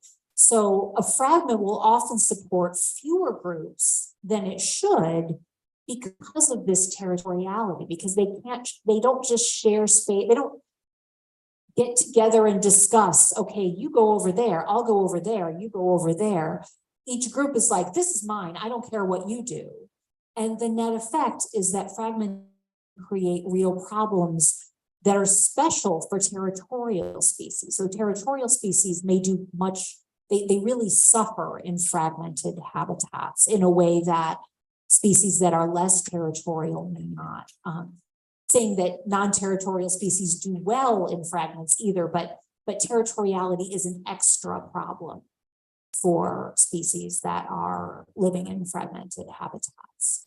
So the larger the fragment, the better, but those opportunities for connectivity is also really, really important, because that can allow, especially non-territorial species, to incorporate multiple fragments into their home range and to therefore get what they need. Dominance problems that actually happen when we are talking about territorials. I think our students try to obviously curious about needs, actually, because when we're talking about territorial, in normal habitat, in a good forest, which actually a niche that's separated between apes. Yeah, that's a great follow-up question. I love these questions. It's actually really interesting, and I have a good Lampung example. Sumatra is one of only 2 places in the world where you'll have 2 small ape species, 2 gibbons, living in the same place. Usually you only have 1 because they compete with each other. They are in Indonesia, there are 9 species of gibbons, but almost everywhere you go, you'll only find 1 at a time because of this competition. Only the siamongs, they can share space with agile gibbons, like they do here in the southern part of Sumatra, and they can share space with white-handed gibbons in the northern part of Sumatra. Apparently, because the siamongs are much bigger than the other gibbons, are slightly different, and they can share space. However, yes, there is interspecific dominance. So they don't like to share space. I've seen 2 species. I've actually seen in North Sumatra. I was at Katambe Research Station years ago. This was probably 20 years ago. I saw in one big fig tree an orangutan, a siamang, a white-handed gibbon, pig-tailed macaques, a whole group, long-tailed macaques, and Thomas's leaf monkeys. So I saw 6 species all eating, of just primates, all eating in the same tree. There were also, of course, hornbills and many pigeons and some squirrels. So enough, everything's fine. But when the food sources are smaller, yes, they compete. And there was a great PhD thesis done by a foreign student at Waichangok in Bukit Barisan that actually looked at the interactions between 3 primate species, siamongs, agile gibbons, and Presbytus melolophus. Trying to remember the local name. What do we call it? Chicha. Yeah. What she found is that the gibbons and the chicha, they were fine. They didn't really have negative interactions with each other. In fact, I've seen them playing with each other. The juvenile gibbons get lonely because they don't have siblings. So when they encounter other juvenile monkeys, they often, I check mine. But the siamongs were horrible to the agile gibbons. They would kick them out. If they came along, they would chase them, the gibbons would run away. And in fact, if the agile gibbons saw the siamongs coming, they would either hide or run away. So yeah, there can be intense competition between species. And so what you often actually see is that where you have a lot of siamongs, don't have very many agile gibbons, and where you have a lot of agile gibbons, you don't have very many siamongs. More interested.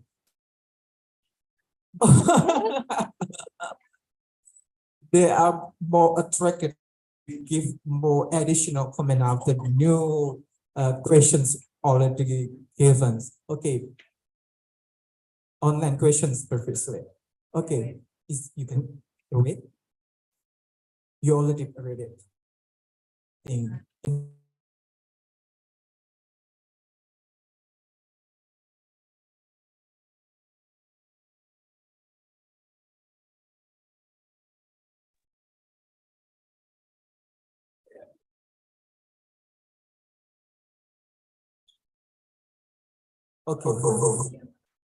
Come yours.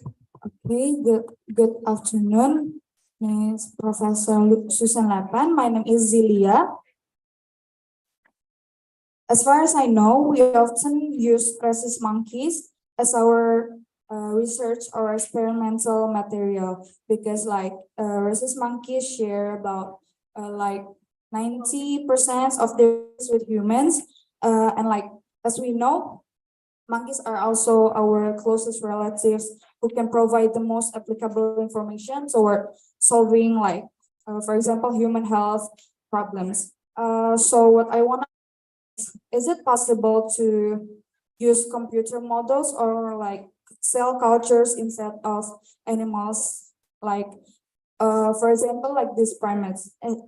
And if it cannot be replaced, then what steps are taken to ensure the research is conducted humanly? That's all. Thank you. Can you read it?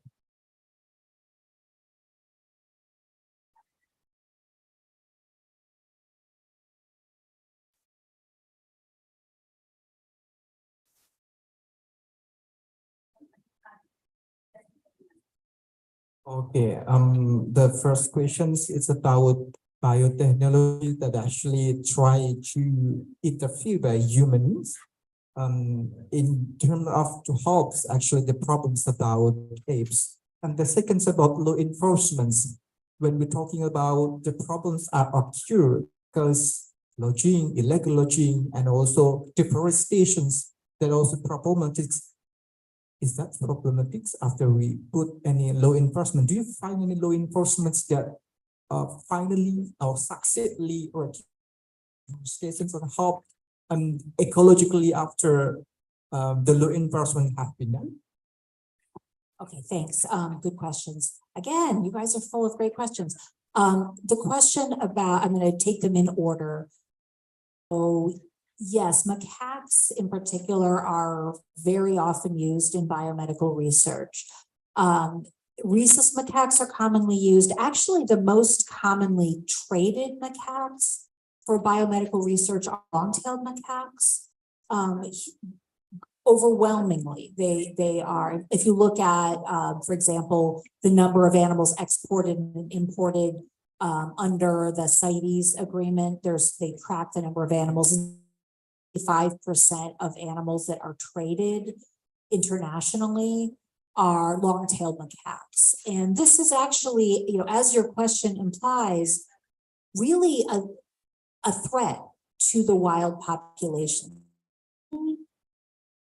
If we postpone the discussion of ethics, but if we're just thinking about from a conservation point of view, ideally only captive bred animals would be used in research.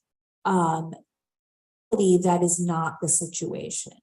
There was recently, I think maybe 8 months ago, an incredibly high profile arrest of the Cambodian Minister of Forestry when he traveled to the United States for a conference on wildlife conservation.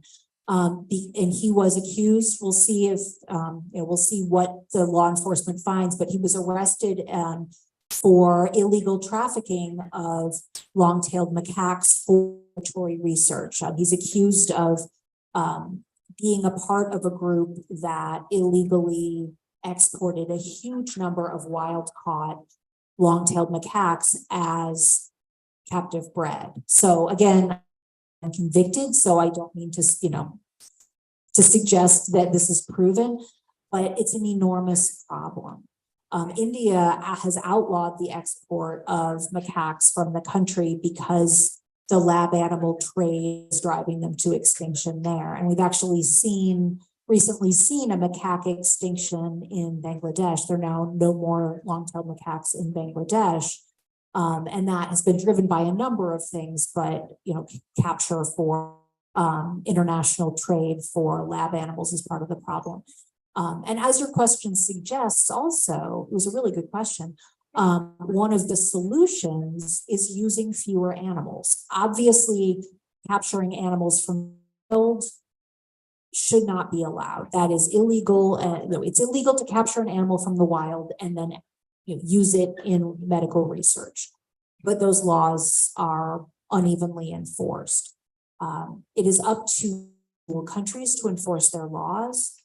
But on the demand side, laboratories, I would argue, have a responsibility both to make sure that their animals are legally sourced, but also to use as few animals as possible and to use them very efficiently. I am not a lab scientist. I don't work with primates in labs.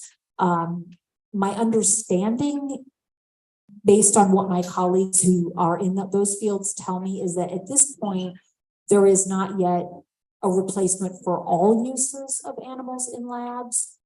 However, in many cases, there are opportunities to reduce the number of animals that need to be used. And in some cases, using the animals could probably be avoided through better technology. And those of you who are sort of not field people, but rather working in labs, this is an important technology that really needs to be developed in the future, is other kinds of alternatives to using cell cultures, as you said, using computer simulations. At this point, for things like vaccine testing, really crucial human needs, we often have an inadequate understanding of the immune system, which is incredibly complicated to be able to simulate these things perfectly in labs. Sometimes there are sort of counterintuitive results once I don't do this work, once they go from sort of the in vitro to the in vivo, once they go from testing things on cell cultures to testing them on actual animals, sometimes the results don't come out the way that they would have anticipated. So the technology isn't there yet, but it needs to get there because our current system is not sustainable. More animals are being used and bred in captivity, and that is a problem that does need to be solved. So I thank you for identifying that as a really crucial conservation question for the macaques in particular. And also, I'm gonna to remind you, actually, when we are using animals as in vivo laboratory methods, we cannot avoid any regretful feeling after you use them as animals tools that we utilize it, because as you may see them lively fully in a certain time with them, and we are suicide them, try to kill them entirely, even in the term of we call scientific reasons. So we occur such regretful. There is someone coming from online that really interested directly to address the question to you. We give them the opportunity. Try to. Okay. Listen. Okay. Hello everyone. My name is Lucky. From the Applied Biology study program. Previously, I want to say sorry I can't turn on the camera because I was in the village to doing community service. Where the signal was crazy here. Okay, normalize considering the impacts of economics activities on biodiversity. How is biodiversity of an ecosystem important to human survival, economy, and society? Because the other hand, economic activities affect biodiversity. Thank you.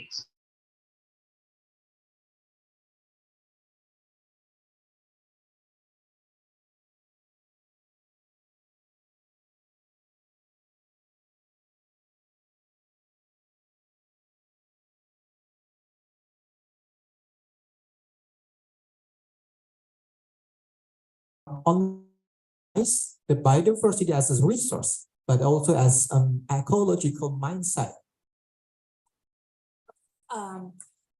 So yeah, this is a lesson that I think humanity keeps insisting on learning over and over again, that when we don't consider the sort of when we externalize the costs of exploiting biodiversity and degrading biodiversity, when we sort of just take the economic benefits without considering the economic costs, people suffer in the long run. We know that, right? When you cut down the forest on top of a mountain, people downstream experience floods, right? Which can kill people. Cutting down the forests it yields us income in the form of logs and products, but one net consequence is every several years here, when there's a Kemarau Panjang, we have smoke, right? And I was here briefly, one of my earliest visits to Sumatra was in 1997, when there was massive Kemarau Panjang fires all over Sumatra. And it's estimated that 100,000 people probably died prematurely because of smoke inhalation from those fires. All of those cases of unsustainable economic activities, they come back to us ultimately. And there are a lot of other examples. When we lose forests, we lose sources of water sequestration. So we increase the risk of floods, but we also increase the risk of water shortages in the long term.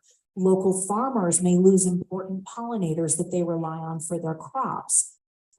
So it's very clear that when you include both this is really a question for an economist, but the external costs to economic activities to the overall cost benefit analysis, it becomes clear that many of the things that we're doing don't make sense, either economically, or sort of in terms of biodiversity. So the question that I believe that you're asking, which I think is a really good one, is how do we change, since we know that is the situation? How do we sort of socialize a mindset of considering biodiversity in when we are considering economic activities? And several things need to be done. And this actually also relates to the earlier question by the online participant that I think I neglected to answer about law enforcement. One of the things that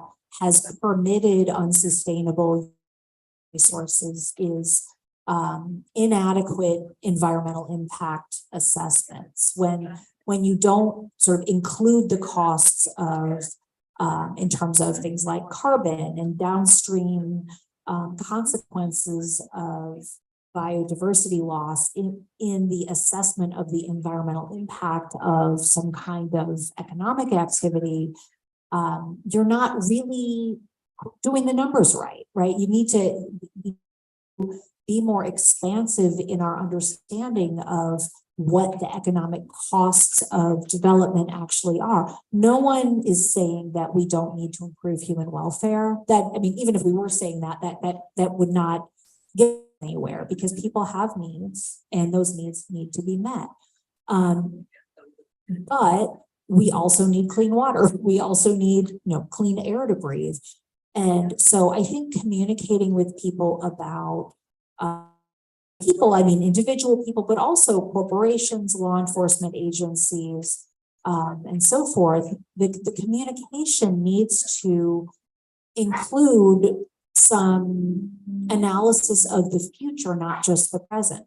Corporations are optimized to increase profits in the short and medium term, but we need to encourage them to think about the long term as well. We need to encourage small, individuals when pursuing their economic activities as well to think not just about, bagaimana saya bisa makan hari ini, tapi bagaimana cucu saya bisa makan nanti juga, ya.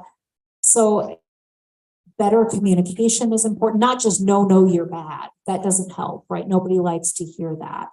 And that doesn't make people change. What makes people change is feeling empowered to make better decisions. So I think creating law enforcement that involves not just waiting for things to get out of hand and then arresting people, but working with people earlier, as a development starts, or a development starts at the environmental impact stage, really, when people are proposing some kind of new economic activity. That's when the communication needs to start, so that we're not putting people in jail, we're working with them. Although, some people maybe, I'm not saying we should never put people in jail. I'm just saying that the current system, and this is true, I mean, this is not a criticism of Indonesia, this is true globally, the current system of waiting until there's a terrible offense and then making these high profile arrests, that is not leading to change. So we need to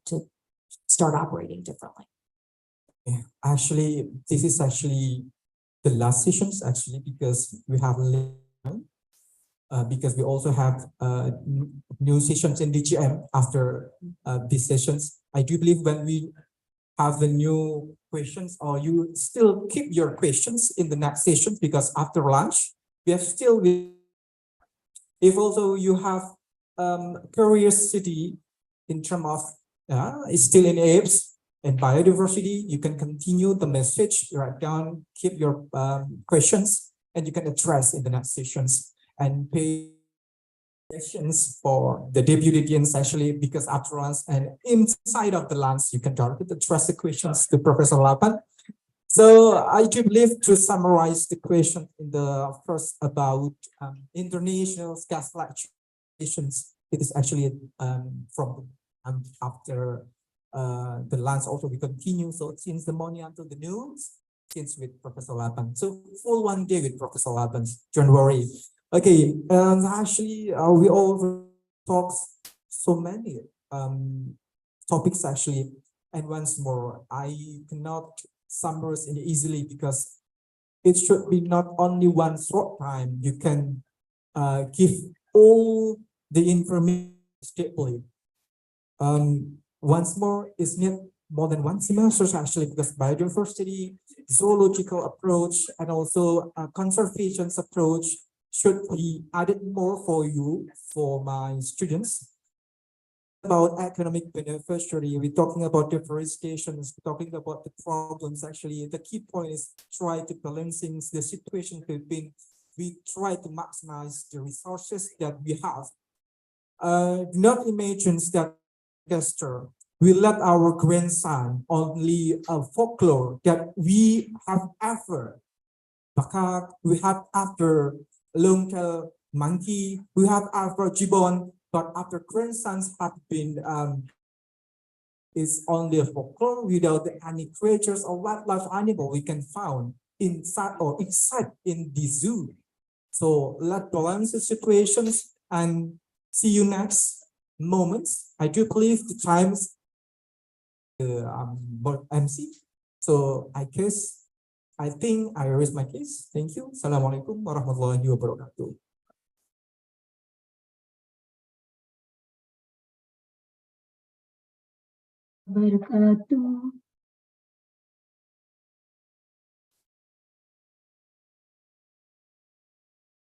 Could you give me any more to remind that we also allocated some to price? So we back to you to select certain people that you believe as interest questions.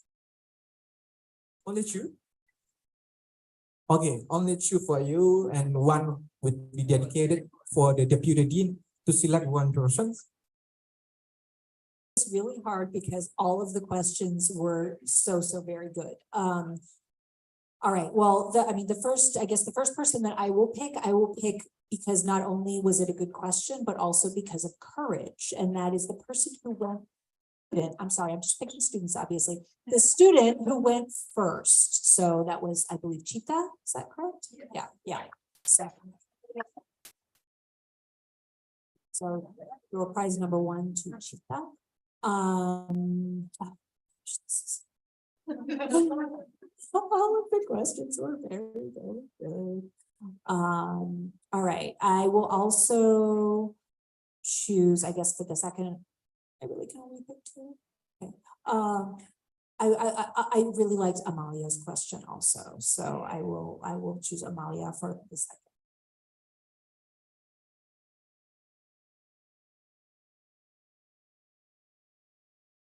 To our deputy dean, which one? Because we have 3, our deputy deans that stay here. Which one? As our representative for selecting the last your prize.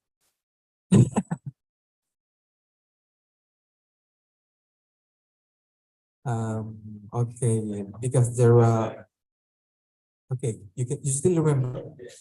Okay. I would like to choose the question which was talking about the territorial. Territorial. Okay, about territorial animals. Okay. Okay, there is 2 questions actually related between animal territorials, fragmented habitat, and also animal territorials. So you choose the only one. Okay, thank you. I think it's enough, and about you. 6. Oh, I think it's dedicated only also TGM. No, it's 4. Oh, okay. We have still 3 more again.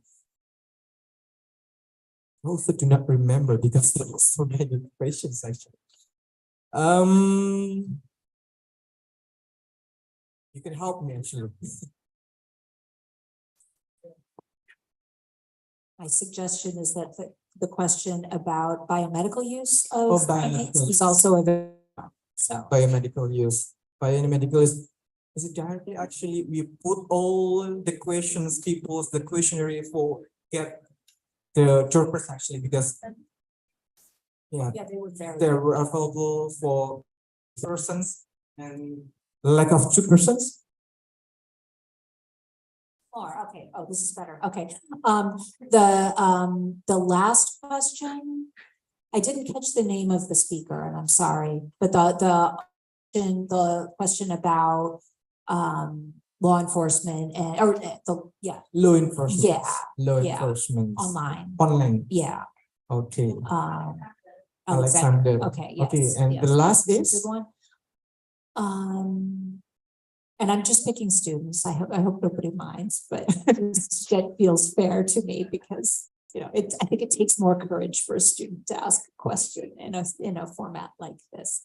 Who have we not already? What other question? Now I'm running out of. There were so many good questions, but we need one more, right? Yeah. One more. Okay. I'm just trying to remember what the other. They were also good. Because so many questions, and I also remember because I don't take a note about the name. The first question from an online. The first questions. Yeah, can you? From online. The last one, Lucky. Oh, yeah, okay. Yeah, I mean, they were both good. Okay. We have all the name. Would be no, I mean. Oh, the one that, lagi KKN, yeah. It shows a lot of initiative to ask a question while you're, out doing KKN. Okay, and the key for the purpose actually would be directly give by Vice Dean. We have 3 Vice Deans, and you can separately give the selected persons, the lucky persons today actually that dedicated your questions for this international guest lecture with Professor Lapan. Okay, once more, right, that's you.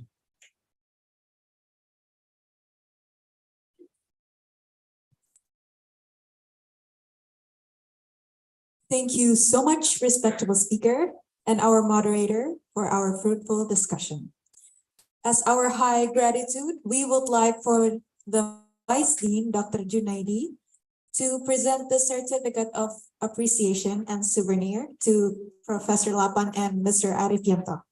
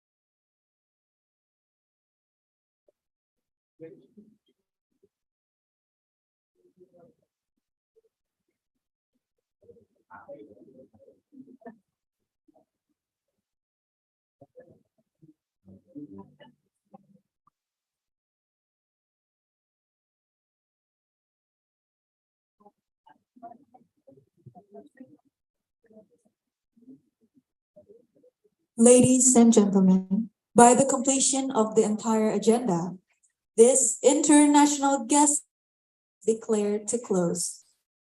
Thank you for joining us today. We hope that everyone will put into practice the insight gained from this event. See you in the next guest lecture. Wassalamualaikum warahmatullahi wabarakatuh. Waalaikumsalam warahmatullahi wabarakatuh.